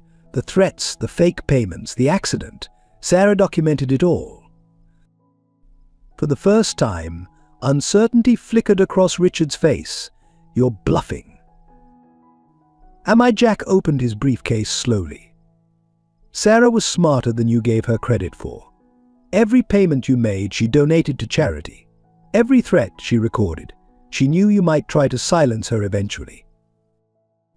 A noise from above made them all look up. Through a broken window, Jack caught a glimpse of a small face, Emma, watching the confrontation with wide, frightened eyes. "Daddy," her voice carried down before a hand pulled her roughly away from the window. Jack started forward, but Richard's men drew their weapons. "Careful, Jack. Accidents happen so easily in places like this, just like they happened to Sarah when she became difficult." "You arranged her accident," Jack said, his voice thick with rage, "all because she was finally going to tell me the truth." "I protected our company," Richard snapped. Everything I did was for Thornton Enterprises. Sarah understood that in the end. Sign the papers, Jack. Step down quietly. You can even have the girl once the merger is complete and you're out of the picture. Jack took a careful step forward, keeping his hands visible. You know what your mistake was, Richard? You never understood what really matters. Not money, not power, not corporate mergers. Family. Love. The truth. Pretty words, Richard sneered. But they won't save your daughter. No, Jack agreed quietly. But they might save my soul with lightning speed. He hurled the briefcase at the nearest guard, launching himself at Richard as chaos erupted. The sound of fighting filled the warehouse. Above, Emma screamed as more figures emerged from the shadows. Detective Morrison's tactical team, moving in from multiple entry points. Daddy, Emma's voice carried over the chaos. Behind you. The warning came too late. Pain exploded in Jack's side as one of Richard's men struck him with the butt of a gun. He stumbled but didn't fall, Sarah's voice echoing in his mind, protect her. Be the father I know you can be. Through the haze of pain, Jack saw Richard break free from the chaos, running toward a side door. Above, Emma's captors were dragging her toward the warehouse's rusted fire escape. Choose, Jack, Richard called back, taunting. Me or the girl, the truth or your daughter. You can't have both. Without hesitation, Jack turned toward the stairs leading up. His ribs screamed in protest as he took them two at a time, hearing Emma's struggles above him. Let her go, his voice boomed through the warehouse, causing even the tactical team to pause. She's just a child. The kidnappers had reached the roof. Jack emerged into the pre-dawn air to find Emma being held near the edge, her small face streaked with tears but her eyes blazing with her mother's determination. Stay back, the larger kidnapper warned, or she takes a long fall. Jack raised his hands, moving slowly forward. Look at her, he said softly. Really look at her. She's 6 years old. Whatever Richard's paying you, it's not worth this. Emma's eyes met his, and in that moment something passed between them, a recognition, a trust, a love that transcended their brief time together. When I nod, Jack mouthed silently, praying she understood. The smaller kidnapper was wavering, his grip on Emma loosening slightly. But the larger one's face hardened. Richard said no witnesses. Now, Jack shouted, lunging forward as Emma bit down hard on her captor's hand. She broke free, running toward her father as shots rang out across the rooftop. Jack didn't feel the bullet hit him. All he knew was that he had to reach Emma, had to shield her. His body moved on pure instinct, covering her as more shots echoed around them. The tactical team burst onto the roof, but Jack's world had narrowed to the small body trembling in his arms. "I've got you," he whispered. "Daddy's got you." You're bleeding, Emma's voice quavered, her small hands pressing against the growing stain on his shirt. "Just a scratch," he lied, fighting to stay conscious. "Nothing. Nothing can keep me from protecting you. Not anymore." The world was starting to fade around the edges, but he could hear Emma calling for help, feel her tears falling on his face. "Don't leave me," she begged. "Everyone leaves me." "Never," Jack promised, though his voice was barely a whisper now. "I'll never leave you again." Through dimming vision, he saw Richard being led away in handcuffs, Detective Morrison reading him his rights. The evidence in Sarah's journal would ensure he paid for everything: the threats, the manipulation, Sarah's death. Mr. Thornton, a paramedic, was saying, "We need to get you to the hospital." But Jack couldn't let go of Emma, and she clung to him just as fiercely. "Stay with me," he murmured as they lifted them both into the ambulance. "Just stay." The last thing he heard before consciousness slipped away was Emma's voice, strong and sure. "I'm here, Daddy. I won't leave you either." Hours later, in a private hospital room, Jack fought his way back to consciousness. The first thing he saw was Emma, curled up in a chair beside his bed, holding his hand. She was safe. They'd won. The cost had been high: 3 broken ribs, a bullet wound, and months of recovery ahead. But looking at his daughter's sleeping face, Jack knew he would pay it again in a heartbeat. "Your daughter refused to leave your side," a nurse whispered. "She's quite something." "Yes," Jack agreed, his voice rough but filled with pride. "She's her mother's daughter, and mine." The peaceful moment in the hospital room shattered as alarms suddenly blared. Jack's monitors screamed warnings as his body began to convulse, the strain of his injuries and the night's events finally taking their toll. "Code blue. Room 742," a nurse shouted, pushing Emma back from the bed. "Internal bleeding, possible organ failure." Emma watched in horror as medical staff swarmed around her father. "No, please," she cried, fighting against the orderly trying to lead her out. "I can't lose him too. Not like Mum." "BP dropping rapidly," someone called out. "We need to get him to surgery now." Through the haze of pain and approaching unconsciousness, Jack could hear Emma's desperate cries. He tried to reach for her, but his body wouldn't respond. The world tilted and spun as they rushed him down fluorescent-lit corridors. In the waiting room, Emma paced relentlessly, her small shoes wearing a path in the industrial carpet. Mrs. Foster had arrived, along with Detective Morrison, but their attempts at comfort fell on deaf ears. "Your father's strong," Morrison tried to reassure her. "He fought too hard to find you to give up now."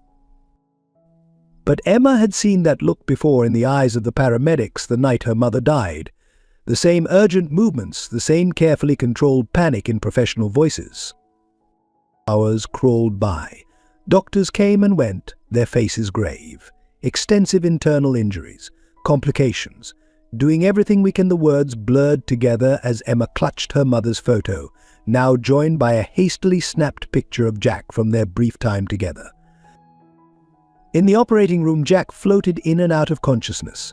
The surgical team worked frantically to repair the damage not just from the bullet, but from his desperate fight to save Emma. His body had pushed far beyond its limits, running on pure adrenaline and paternal instinct. "We're losing him," a surgeon called out. Heart rates crashing. In that moment between life and death, Jack found himself in a strange, peaceful place. Sarah stood before him, as beautiful as he remembered. "Not yet, Jack," she seemed to say. "Emma needs you, the way she needed me, and I failed her." "You never failed her," Jack wanted to argue, but no words came. "Live," Sarah's voice echoed as she faded. "Live for her. Love her enough for both of us." Back in the waiting room, Emma had finally fallen into an exhausted sleep, tear tracks still fresh on her cheeks. She dreamed of her mother's accident, but this time it was Jack in the car, slipping away while she watched helplessly. She woke with a start as a doctor approached, still in surgical scrubs. The expression on his face made her heart stop. "The next few hours are critical," he said gently. The internal bleeding was severe, and his heart stopped twice during surgery. But he's fighting. Fighting harder than I've ever seen anyone fight. Emma slipped away from the adults, finding her way to the ICU. Through the window she could see Jack, surrounded by machines, looking smaller somehow than the powerful man who had shielded her on the rooftop. "Please," she whispered, pressing her hand against the glass. "Please don't go. I just found you." Inside the room, Jack's vital signs flickered weakly. The machines continued their rhythmic beeping, each sound a tenuous link to life. The doctors had done all they could. Now it was up to Jack's will to live. Detective Morrison found Emma there hours later, having fallen asleep against the window. As he moved to carry her to a more comfortable spot, a commotion inside the room jerked them both fully awake. Jack's eyes had opened. "Daddy," Emma's voice cracked as she rushed into the room, hospital protocols forgotten. Jack breathed, his voice barely audible through the oxygen mask. but his eyes were clear and focused, filled with a love that no amount of pain could dim. The doctors later called it a miracle. By all medical logic, Jack shouldn't have survived, but as they would learn, logic had little to do with the father's love. While Jack fought for his life in the hospital, the full scope of Richard's operation began to unravel. Detective Morrison's team had tracked down the remaining members of the kidnapping ring to an abandoned shipping facility near the pier. "We found something," Morrison told Emma, who refused to leave her father's bedside. "Evidence about your mother's accident. But there might be more conspirators out there.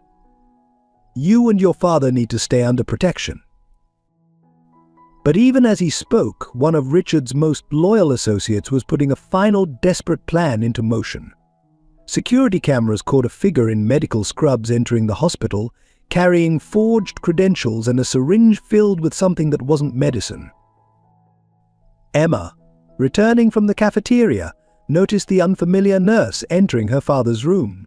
Something about the way the person moved set off alarm bells in her mind, the same instincts that had kept her alive on the streets. "Excuse me," she called out, loud enough to attract the attention of the real hospital staff. "That's not my father's regular nurse." The imposter turned, revealing a face Emma recognized from the warehouse. Before anyone could react, he grabbed her, pulling her into the room and locking the door. "Nobody moves," he shouted through the door, "or neither of them leaves alive." Jack, still weak but conscious, tried to push himself up. "Let her go," he commanded, his voice hoarse but firm. "Your boss is finished. It's over." The man laughed bitterly. "Richard paid us well to keep his secrets. Now he expects the same loyalty." He pulled out the syringe. A tragic end to the Thornton family drama. Father and daughter lost together. Emma, though terrified, remembered her mother's last moments of bravery. With sudden clarity, she knew what she had to do. As the man moved toward Jack with the syringe, Emma stomped hard on his foot, just as she'd seen in self-defense videos. The unexpected pain made him loosen his grip just enough. Jack, running on pure adrenaline and paternal instinct, ripped out his IV and launched himself from the bed. The monitors screamed as he tackled the attacker, sending the syringe flying.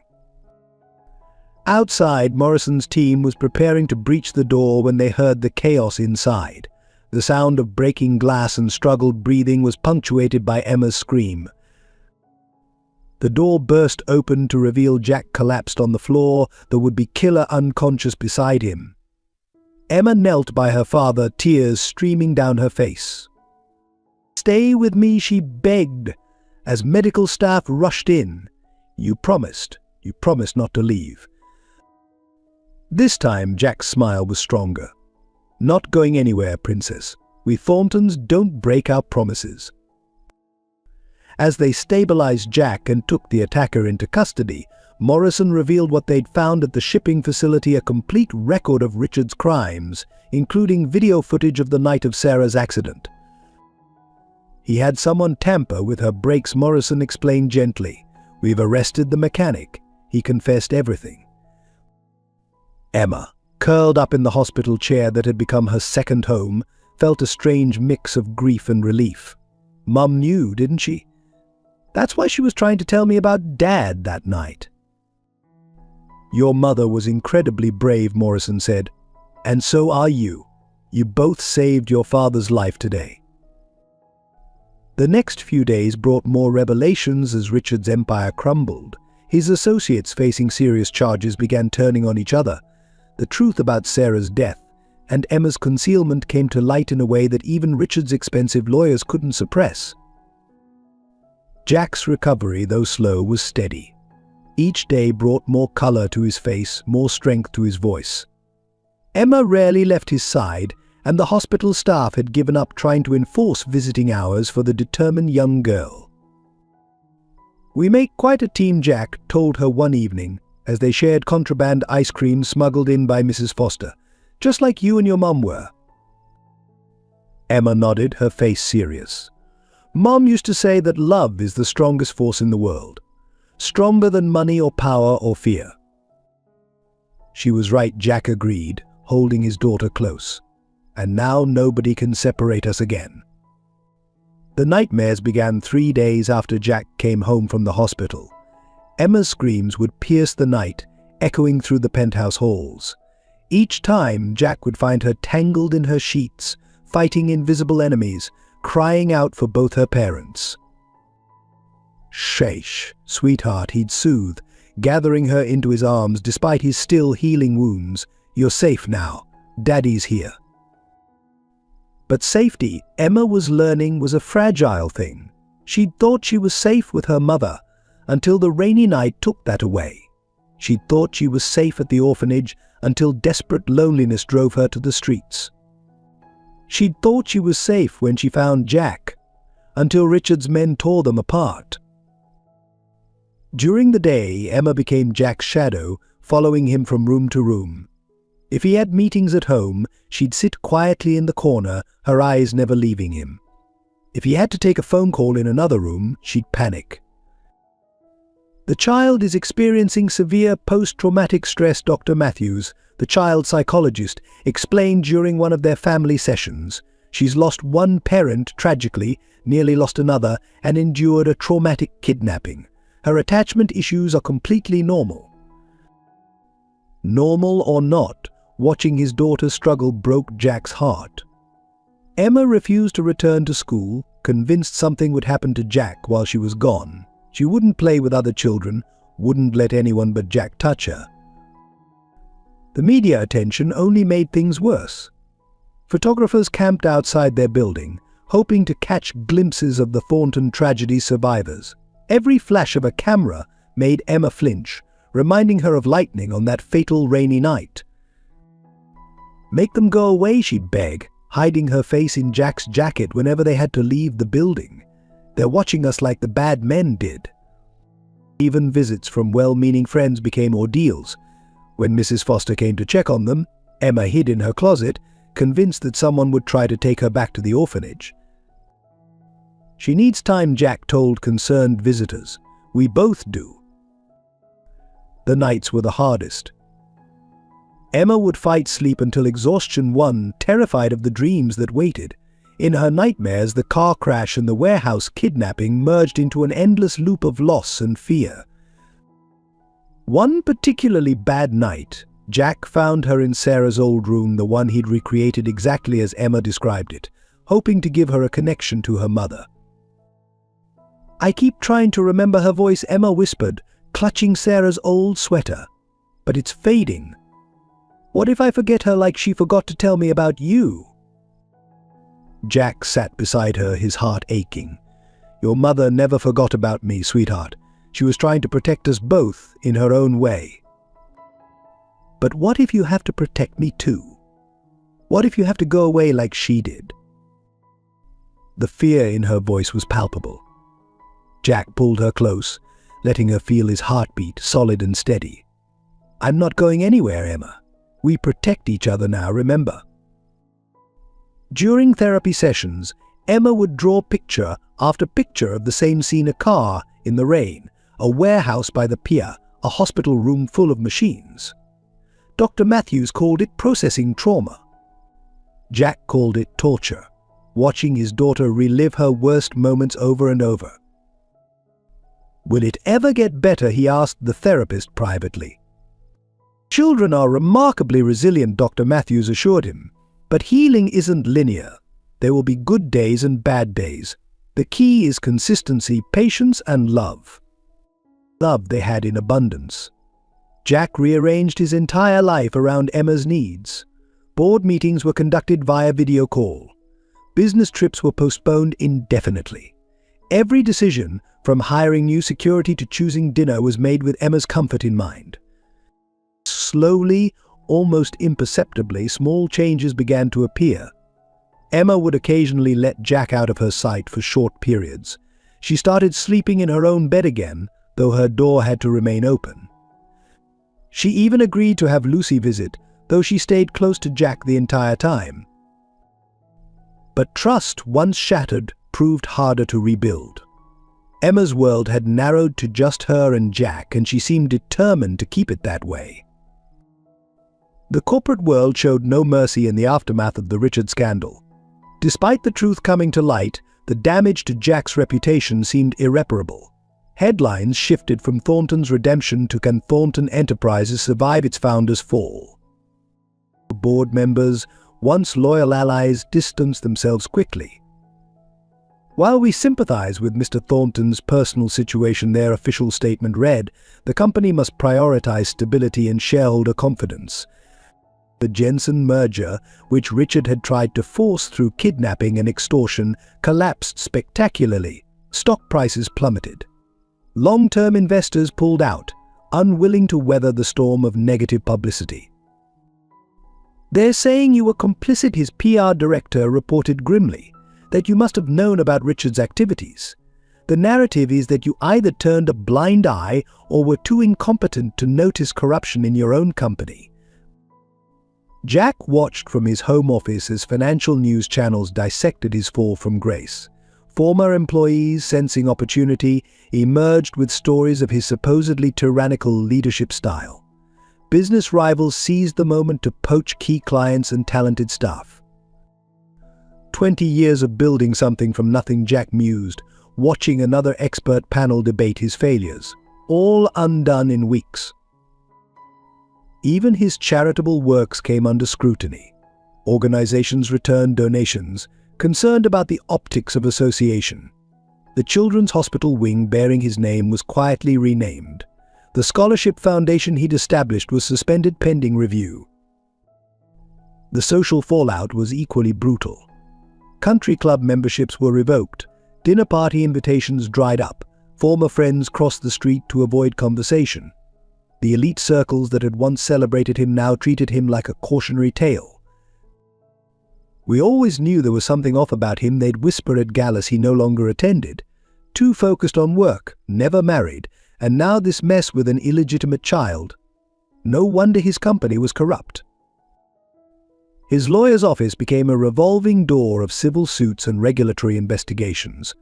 Everyone wanted a piece of the falling titan, disgruntled shareholders, opportunistic competitors, even former board members trying to protect their own reputations. "They're coming after your personal assets now," his attorney warned. "The penthouse, the vacation homes, everything. They're claiming your wealth was built on Richard's corrupt foundation." The financial press was particularly vicious. "Thornton's empire built on sand," one headline declared. "From billionaire to bankruptcy," another speculated. Each day brought new analyses of his supposed failures and miscalculations. Yet amid the professional destruction, Jack found himself strangely unmoved. Watching Emma sleep peacefully in her new room, hearing her laugh during their private moments together, he discovered that reputation meant little compared to redemption. "They can take the company," he told his worried advisors. "They can take every penny. But they can't take what matters most." Still, the constant attacks took their toll. Emma noticed the strain in his smile when he read the morning papers, the tension in his shoulders during video conferences. One morning, she found him staring at old company photos, lost in thought. "Are you sad about losing your business, Daddy?" she asked, climbing into his lap. Jack hugged her close. "No, sweetheart. I'm sad that people I trusted turned out to be different than I thought. But you know what? Sometimes losing something makes you realize what you really need." The irony wasn't lost on him. His pursuit of success had cost him years with his daughter, while losing that success had given him the time to be the father she needed. The business empire he'd built had become a prison of obligations and appearances. Its destruction, paradoxically, felt like freedom. The Thornton family estate in Connecticut had always been a symbol of old money and rigid traditions. Now, as Jack's car crunched up the gravel driveway with Emma beside him, it felt more like approaching a fortress of judgment. "They're going to hate me," Emma whispered, clutching her mother's photo like a shield. "No, sweetheart," Jack assured her, though his own stomach churned with uncertainty. "They're just set in their ways." His mother, Elizabeth Thornton, stood waiting on the steps, her silver hair perfectly coiffed, her posture rigid with disapproval. Behind her, Jack's younger sister Catherine watched with barely concealed curiosity. "So this is the child," Elizabeth said, her voice arctic. She didn't bend down to Emma's level, didn't offer the warm grandmother's embrace Jack had hoped for. "This is Emma," Jack corrected firmly. "Your granddaughter." The family dinner that followed was an exercise in thinly veiled hostility. Elizabeth spoke about Jack in the third person, as if he weren't present, listing his questionable choices and their impact on the family name. "First, you abandon the family's legal legacy for this nouveau riche business venture," she catalogued. "Then you allow yourself to be duped by that common social worker. Now you're throwing away everything for an illegitimate child who could be anyone's." Mother Jack's voice carried a warning edge. "Emma is my daughter. The DNA test confirmed it." "DNA doesn't make a Thornton," Elizabeth snapped. "Generations of breeding, education, social standing, that's what makes a Thornton. Look at her, Jack. She was raised in an apartment above a convenience store." Emma, who had been pushing food around her plate in silence, suddenly looked up. "My mom worked 2 jobs to take care of me," she said quietly. "She never took money from anyone." The dining room fell silent. Elizabeth's face flushed with anger and embarrassment at being challenged by a child. Catherine hid a smile behind her napkin. "Well," Elizabeth recovered, "at least the girl has some spirit. Misplaced loyalty, but spirit nonetheless. Perhaps with proper schooling, extensive etiquette training." "We're not here for your approval," Mother Jack interrupted. "Emma is my daughter. She's part of this family whether you accept it or not." Family Elizabeth laughed bitterly. "Your father would be ashamed. Everything he built, the respect he earned, you're throwing it away for this situation." "Dad taught me that family comes first," Jack countered. "Or have you forgotten that he came from nothing, that his own parents opposed his marriage to you?" Elizabeth stood abruptly, her chair scraping against the hardwood floor. "That was different. I was from a good family, properly raised. This child, her mother was practically a charity case." Her mother, Jack's voice shook with rage, was worth 10 of your social circle. She protected Emma, loved her, sacrificed everything for her. She died trying to tell me the truth. Emma's small hand found his under the table, squeezing gently. The gesture calmed him, reminded him why they were here. "The family lawyers will be in touch," Elizabeth announced coldly. "I'm contesting your inheritance. Clearly, you're not in your right mind." Catherine, who had remained silent throughout the confrontation, finally spoke. "Actually, Mother, I support Jack. Emma is our blood, and more importantly, she's a child who needs her family." Elizabeth turned on her daughter. "You too. Has everyone in this family lost their sense of propriety?" "No," Mother Catherine smiled. "We've just found our humanity. Come on, Emma. Let me show you the treehouse Jack and I played in when we were kids." As Catherine led Emma outside, Jack faced his mother one last time. "You have a choice, Mother. You can be part of Emma's life, be the grandmother she needs, or you can cling to your prejudices and lose us both." "Is that an ultimatum?" Elizabeth's voice was deadly quiet. "No," Jack replied sadly. "It's a chance at redemption. Something I've learned the value of recently." The legal system that Jack had once navigated so confidently became a labyrinth of bureaucratic nightmares. Despite the evidence of Richard's crimes, despite the DNA confirmation, despite everything they'd been through, the custody process remained frustratingly complex. "The system is designed to protect children," the family court judge explained, though her tone suggested otherwise. Mr. Thornton's recent difficulties raised concerns about stability.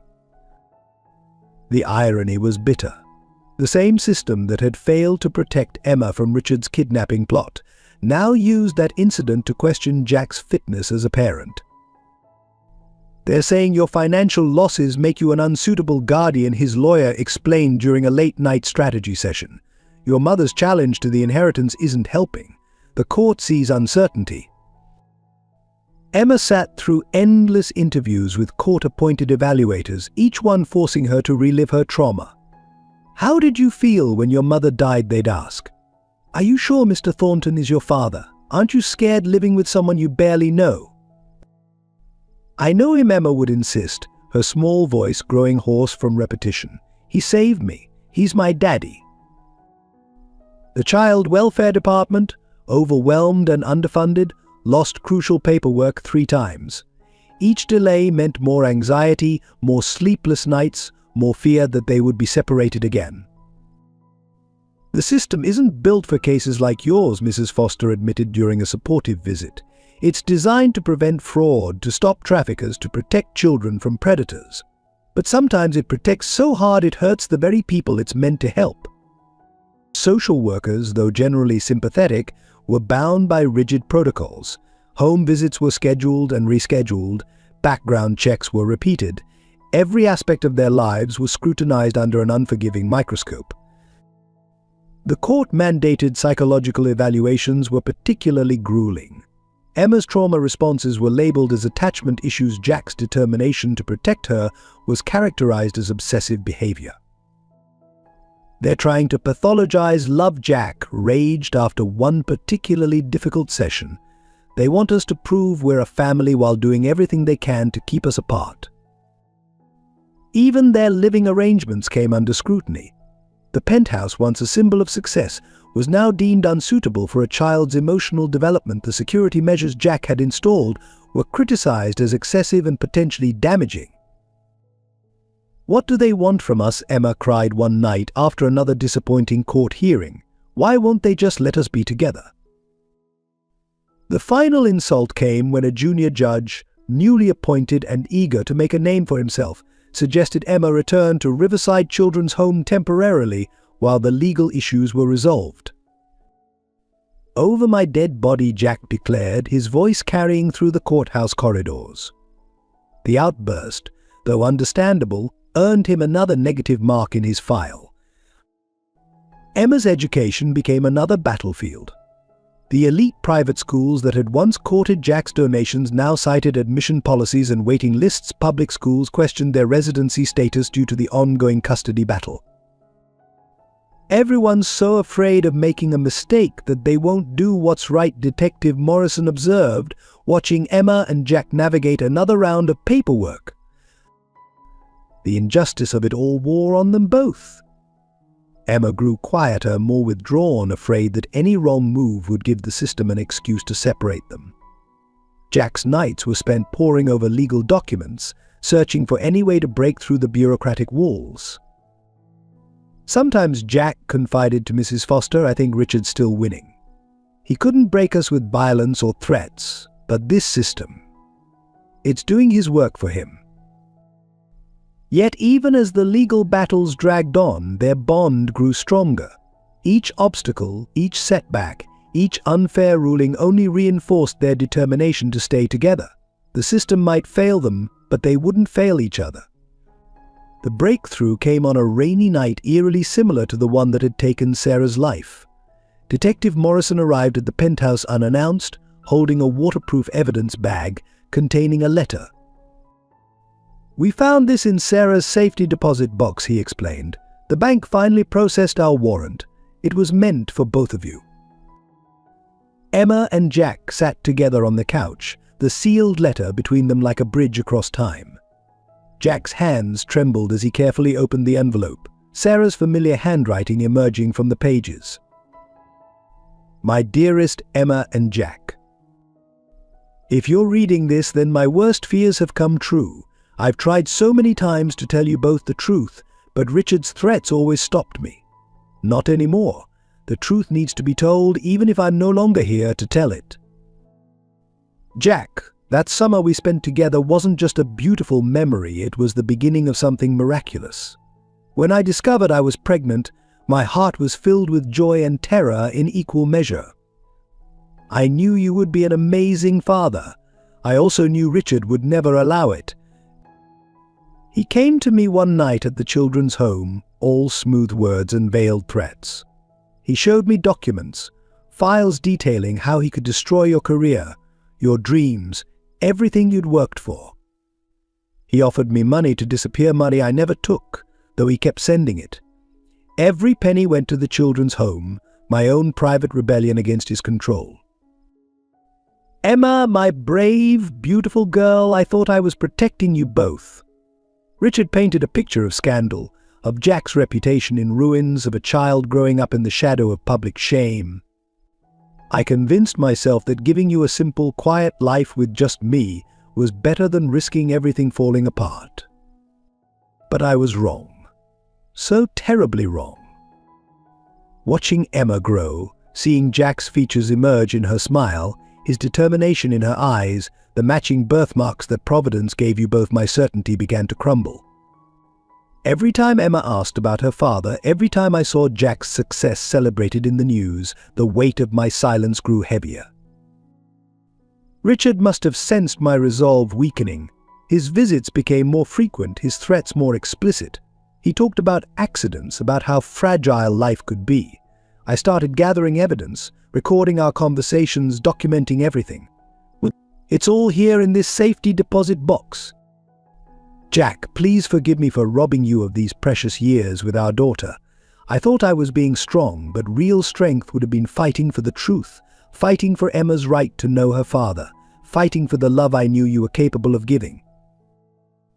Emma, my darling, your father isn't just the man in the photograph I carried. He's the man who built himself from nothing, who never lost his compassion despite his success, who would have moved heaven and earth to protect you if he'd known. I see so much of him in you, the same fierce spirit, the same gentle heart. The night of the accident, I was finally going to tell you everything, Emma. We were driving to Jack's office, the truth burning in my throat. I'd rehearsed the words 1,000 times, that man in the photo, he's your father, but fate, or perhaps Richard, had other plans. If you're reading this together, it means somehow you found each other despite everything. It means love was stronger than fear, stronger than Richard's manipulations, stronger than my mistakes. Jack, love our daughter with all the passion and dedication I know you possess. Help her understand that her mother's choices, though misguided, came from a place of desperate love. Emma, forgive me for the secrets, for the silence, for not being brave enough sooner. Know that you were the best thing that ever happened to me, and that your father's love, once you find it, will be worth all the waiting. Together you can be what I always dreamed of, but was too afraid to fight for a real family bound by love and truth, stronger than any force that tries to tear you apart. All my love, always and forever. Sarah. The letter fell silent between them, but its words echoed in their hearts. Emma crawled into Jack's lap, tears streaming down both their faces. She really did love us both, Emma whispered. Yes, Jack held her close, and now we'll love each other enough for all three of us. But Detective Morrison's investigation uncovered a web of connections that stretched back decades, each revelation more shocking than the last. The evidence in Sarah's safety deposit box was just the beginning. Your father and Richard weren't just business partners, Morrison explained to Jack, spreading old photographs across his desk. They were rivals for your grandfather's empire. Richard was supposed to inherit everything, but your father won it through merit instead. The photos showed younger versions of both men, their animosity visible even in faded images. Richard never forgave him. When your father died and you took over, Richard saw his chance for revenge. But he needed to play the long game. Emma sat quietly, studying the old pictures. That's the lady from the hospital, she said suddenly, pointing to a young nurse in the background of one photo, the one who helped save Daddy. Morrison nodded grimly. Margaret Hayes. She was Sarah's cousin, though they lost touch years ago. She's been working at that hospital for 30 years, watching, waiting. She recognized your birthmark the moment they brought you in, Jack. She's the one who called me. The connections ran deeper. The kind cafeteria worker at Riverside Children's Home, who had always given Emma extra desserts, turned out to be Sarah's former roommate. She had recognized Jack from Sarah's photos, but had been too afraid of Richard to speak up. "Your mother knew something was wrong," Morrison continued. "She tried to warn Sarah, but Richard had already poisoned that well. He convinced Sarah that your mother's opposition was about class prejudice, rather than genuine concern." Jack remembered his mother's cold reception of Emma with new understanding. She wasn't rejecting Emma, he realized. She was trying to protect us both from Richard in her own misguided way. Even Mrs. Foster had a connection to the story. "I knew your mother, Jack," she admitted quietly. "She used to volunteer here at Riverside. When Sarah came to us pregnant and scared, I saw the resemblance to you immediately. But Richard had made it clear what would happen to the children's home if I spoke up." The web extended to the business world as well. The Jensen merger that Richard had tried to force through kidnapping wasn't just about money, it was about erasing the last traces of Jack's father's legacy. "Jensen Industries was your father's first major client," Morrison explained. "Richard wanted to dismantle it piece by piece, destroy everything your father built. Emma was just leverage to make you cooperate." Emma's own connections to the story emerged in unexpected ways.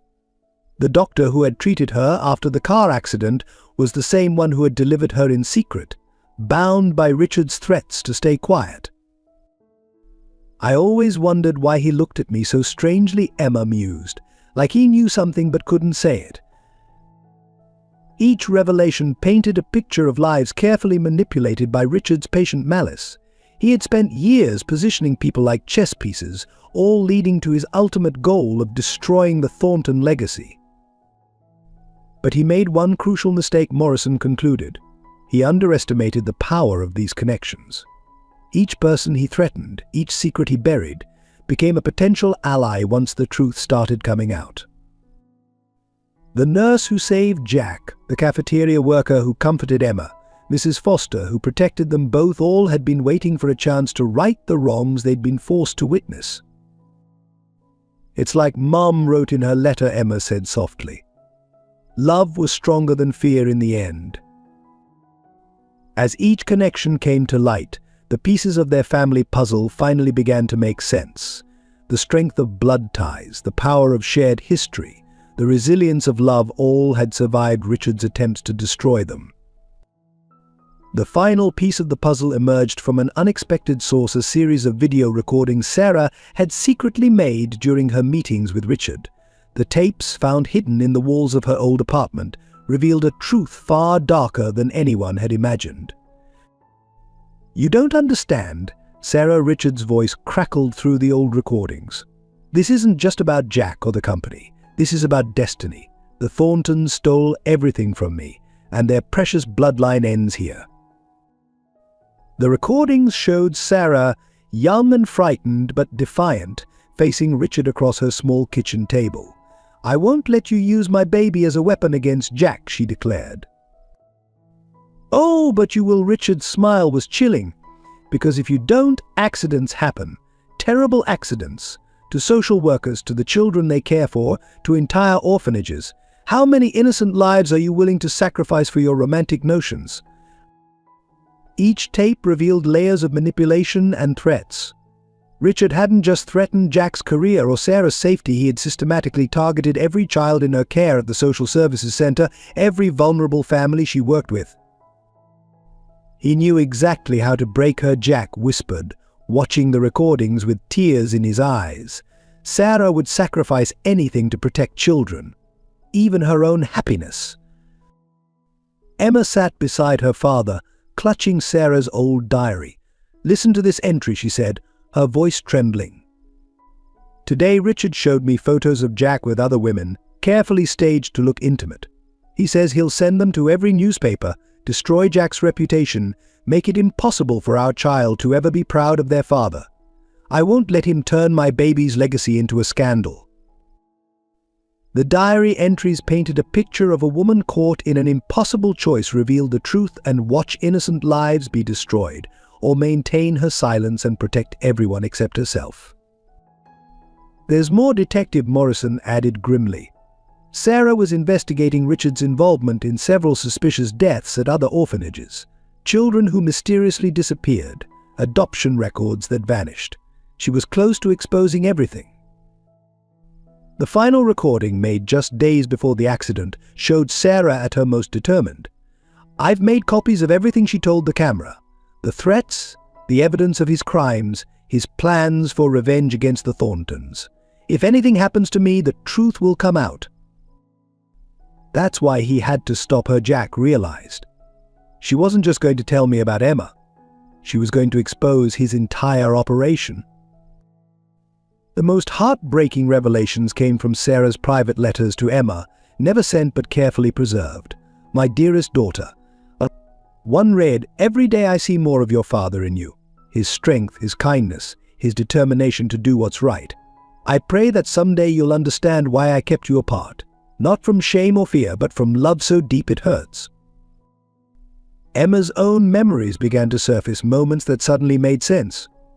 "Mom used to stand outside Daddy's office building sometimes, just watching. She'd cry, but when I asked why, she'd say they were happy tears because I was safe." Jack pulled his daughter close. "She protected you the only way she knew how. She faced Richard's threats alone rather than risk anyone else getting hurt."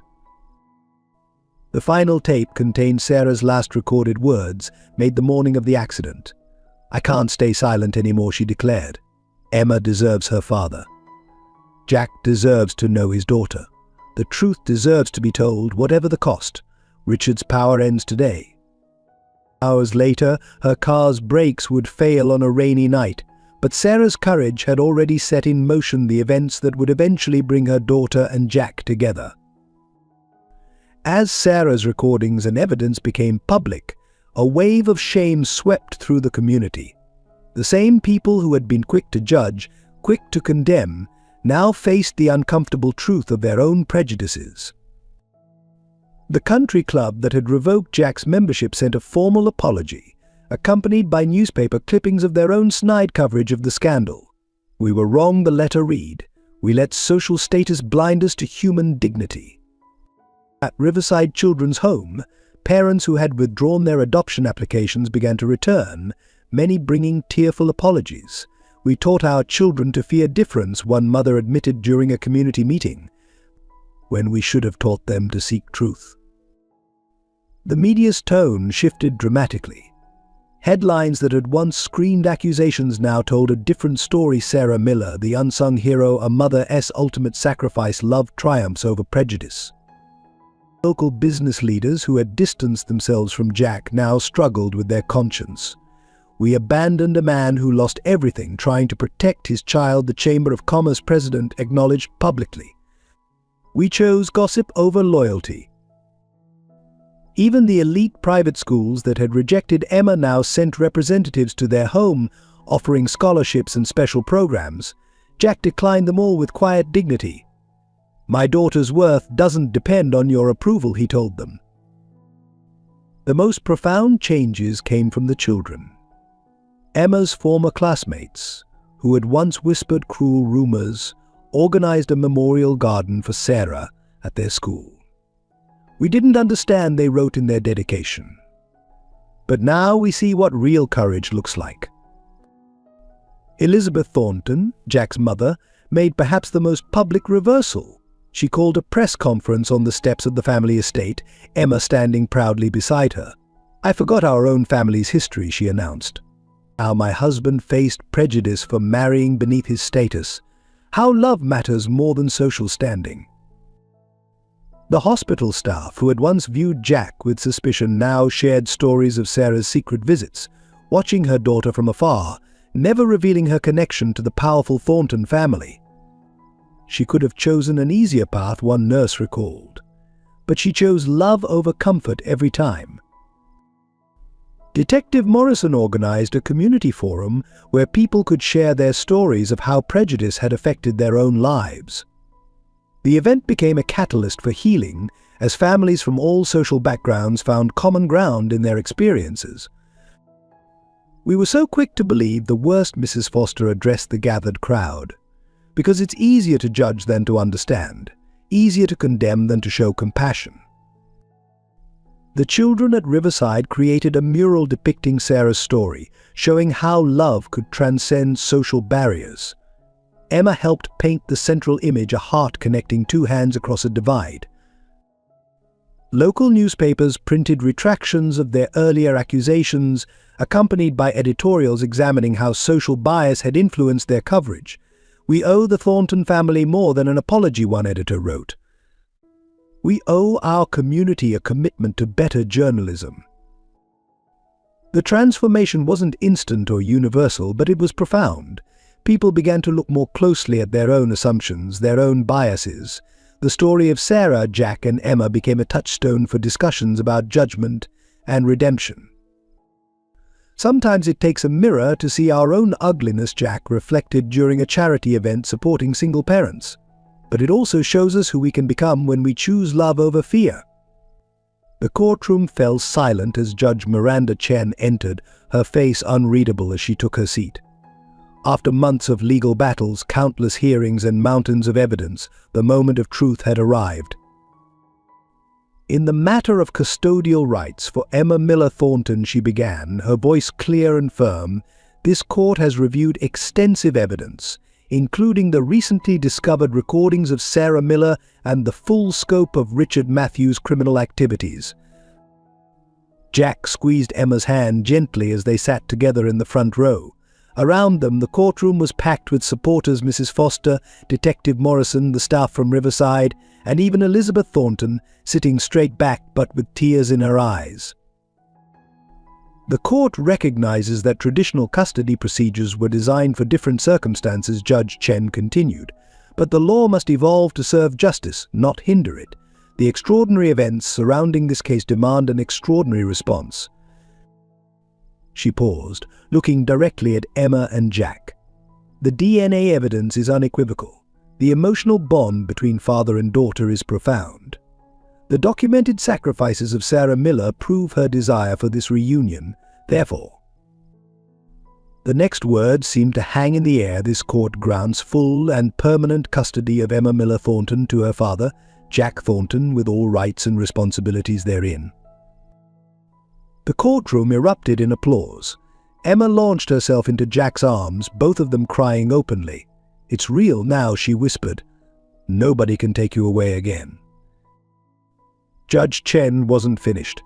Furthermore, in recognition of Sarah Miller's heroic efforts to protect both her daughter and countless other children, this court orders the establishment of the Sarah Miller Foundation for Child Protection to be funded by the seized assets of Richard Matthews. Elizabeth Thornton stood, her voice carrying across the courtroom. "The Thornton family will match those funds dollar for dollar. It's time we honored Sarah's legacy properly." The judge's final pronouncement brought fresh tears to everyone's eyes. "Lastly, this court recognizes Emma's right to carry both her parents' names. From this day forward, she shall be legally known as Emma Sarah Miller Thornton, carrying forward the strength and love of both her mother and father." Outside the courthouse, reporters gathered to capture the historic moment.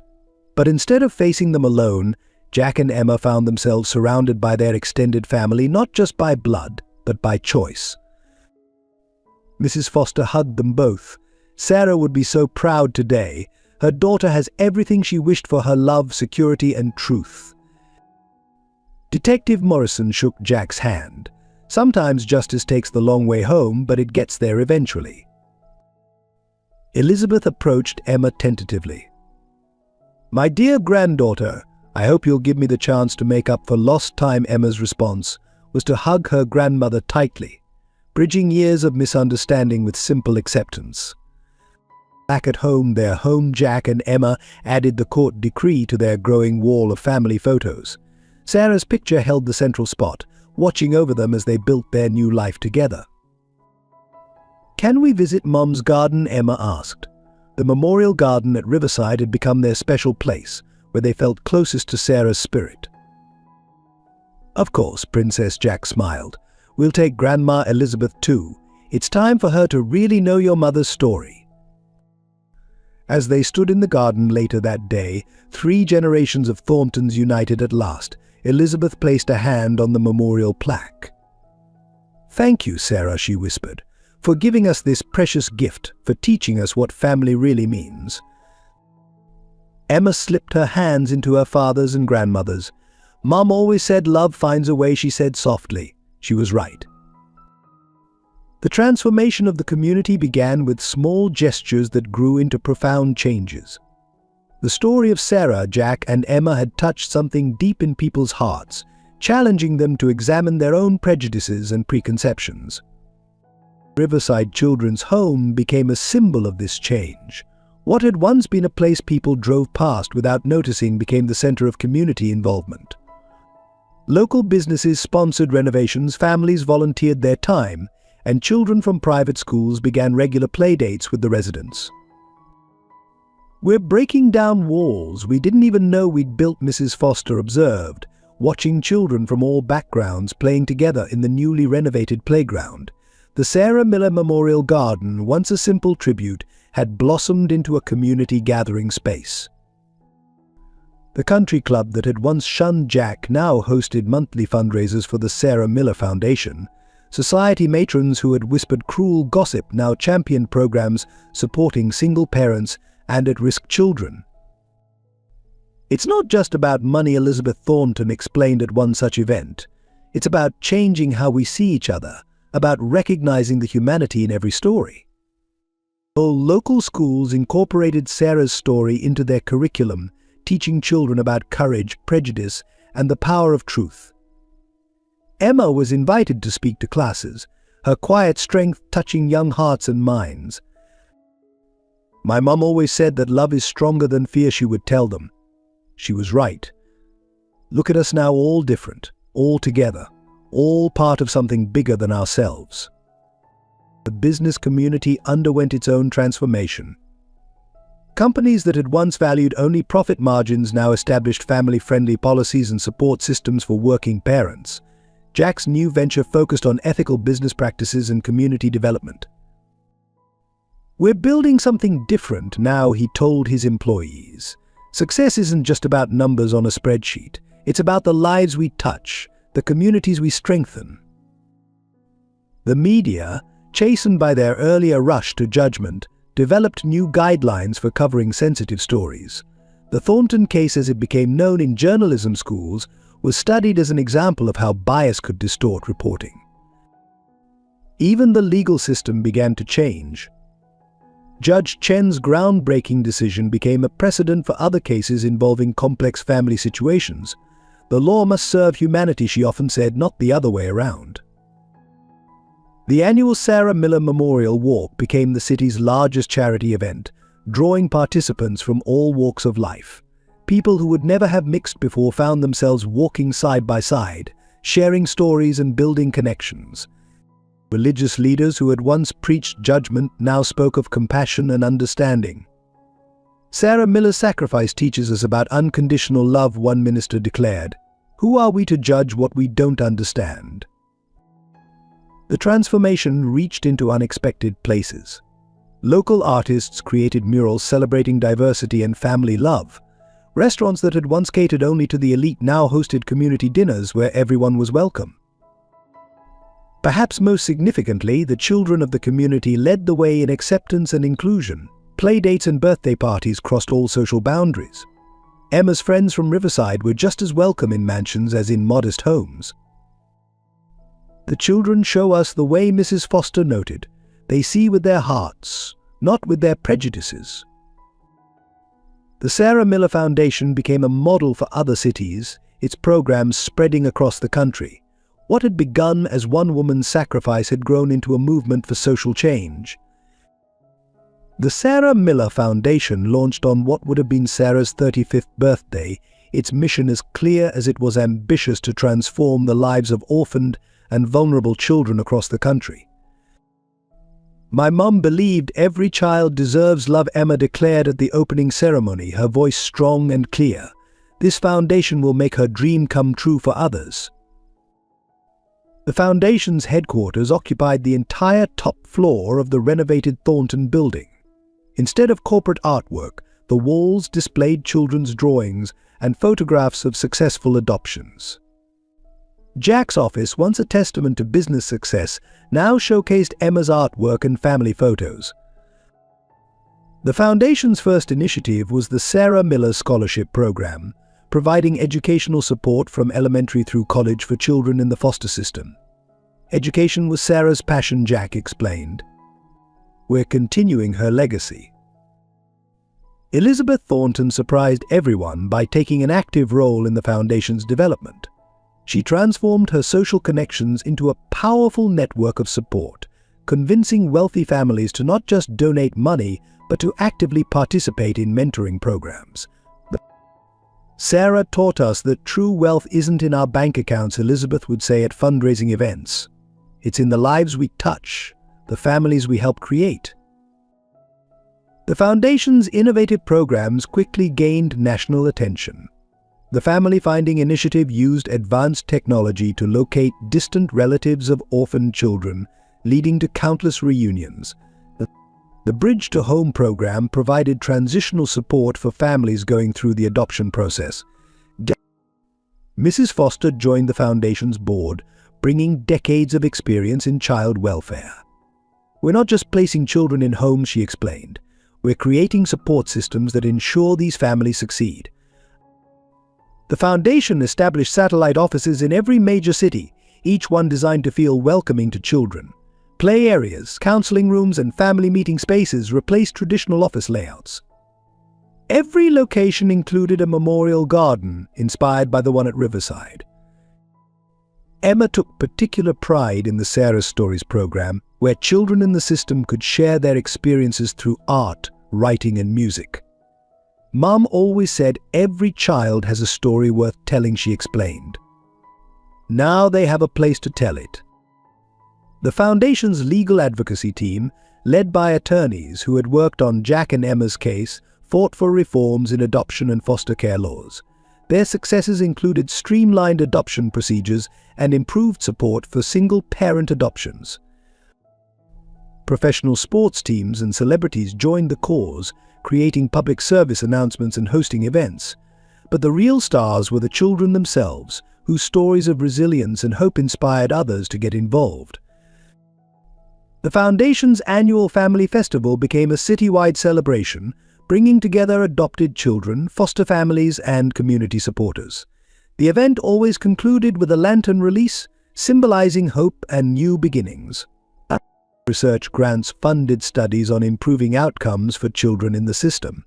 The Foundation's data-driven approach helped identify best practices that were then shared with child welfare organizations nationwide. Perhaps the most touching initiative was the Sarah's Angels program, which provided emergency support to single parents facing crisis situations. We help before children need to enter the system, Jack explained. It's what Sarah would have wanted. The Foundation's work began to show measurable results. Adoption rates increased, foster care outcomes improved, and most importantly, more children found permanent, loving homes. We're not just building an organization, Jack reflected during the Foundation's first anniversary. We're building Sarah's dream, one family at a time. On Emma's 7th birthday, exactly 1 year after the events that had brought her and Jack together, they held a special ceremony in Sarah's memorial garden. The morning sun filtered through newly planted cherry trees, their blossoms falling like gentle snow. Mom loved cherry blossoms, Emma told the gathered crowd, her voice clear and confident. She said they remind us that beautiful things don't last forever, but they come back if you believe. Jack stood beside his daughter, watching her transformation from the frightened, silent child he'd first met to this strong, loving girl who carried both her parents' strength. Sarah would be so proud of you, he whispered. Elizabeth Thornton, now a devoted grandmother, had organized the event, where once she had rejected Emma, she now championed her granddaughter fiercely. Sarah's love flows through our family now, she declared. She gave us not just Emma, but a new understanding of what family truly means. The ceremony included the dedication of a new wing at Riverside Children's Home, funded by the foundation. The Sarah Miller Welcome Center would serve as the first stop for children entering the system, ensuring they felt loved and supported from day one. "We've all been changed by this journey," Mrs. Foster reflected, looking around at the diverse crowd of supporters. "Sarah's sacrifice opened our eyes and our hearts." Detective Morrison, now a regular visitor to the Thornton home, presented Emma with a special gift, a restored version of the photograph that had started everything. "Your mother kept this close to her heart," he said. "Now it's part of your family's new story." As part of the celebration, children from Riverside performed a song they'd written about Sarah, Jack, and Emma's story. The lyrics spoke of love overcoming fear, truth defeating lies, and family bonds that couldn't be broken. Emma released 7 butterflies, one for each year of her life. "These are our wishes for the future," she explained. "Mom always said butterflies carry dreams to heaven." Jack shared his own emotional tribute. "Sarah gave me 2 incredible gifts, our beautiful daughter, and the chance to become the man she always believed I could be. We honor her not just with words, but with actions that change lives." The foundation's success stories were everywhere in the crowd: families united through adoption, children thriving in new homes, parents who had received support in times of crisis, each one a living testament to Sarah's legacy. "The story doesn't end here," Emma announced, showing wisdom beyond her years. "It's just beginning. Every time we help another family, every time we show love instead of judgment, we're writing new chapters." Elizabeth unveiled a bronze statue of Sarah, placed in the center of the garden. The sculpture showed her with open arms, welcoming all who needed love and support. "This is how we'll remember her," Elizabeth said. "Arms open, heart open, showing us the way." As the ceremony concluded, Jack and Emma stood together before Sarah's memorial. "Do you think she knows?" Emma asked softly. "About everything we've done, about how many people we're helping."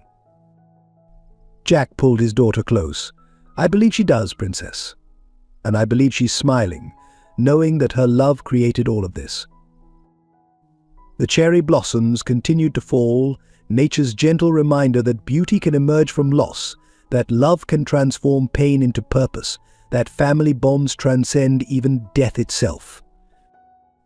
"We're going to be okay, aren't we?" Daddy Emma looked up at her father, her mother's determined spirit shining in her eyes. "More than okay, sweetheart," Jack assured her. "We're going to keep making Mom proud every single day." As they left the garden, hand in hand, the setting sun cast their shadows together, father and daughter, their bond unbreakable, their future bright with promise and purpose. Dear valued viewers, thank you for joining us for this emotional journey of love, redemption, and family bonds. We'd love to hear your thoughts and feelings about Jack, Emma, and Sarah's story in the comments below. How did their journey touch your heart? What moments resonated with you the most? If you enjoyed this story, please consider subscribing to our channel for more heartwarming tales that celebrate the human spirit. Share this video with your friends and family. Spread the message that love can overcome any obstacle. Don't forget to hit the like button to support our team of storytellers. Your engagement helps us continue creating meaningful content that touches hearts and changes lives. Together, let's build a community that believes in the power of love, family, and second chances. Thank you for being part of our storytelling family.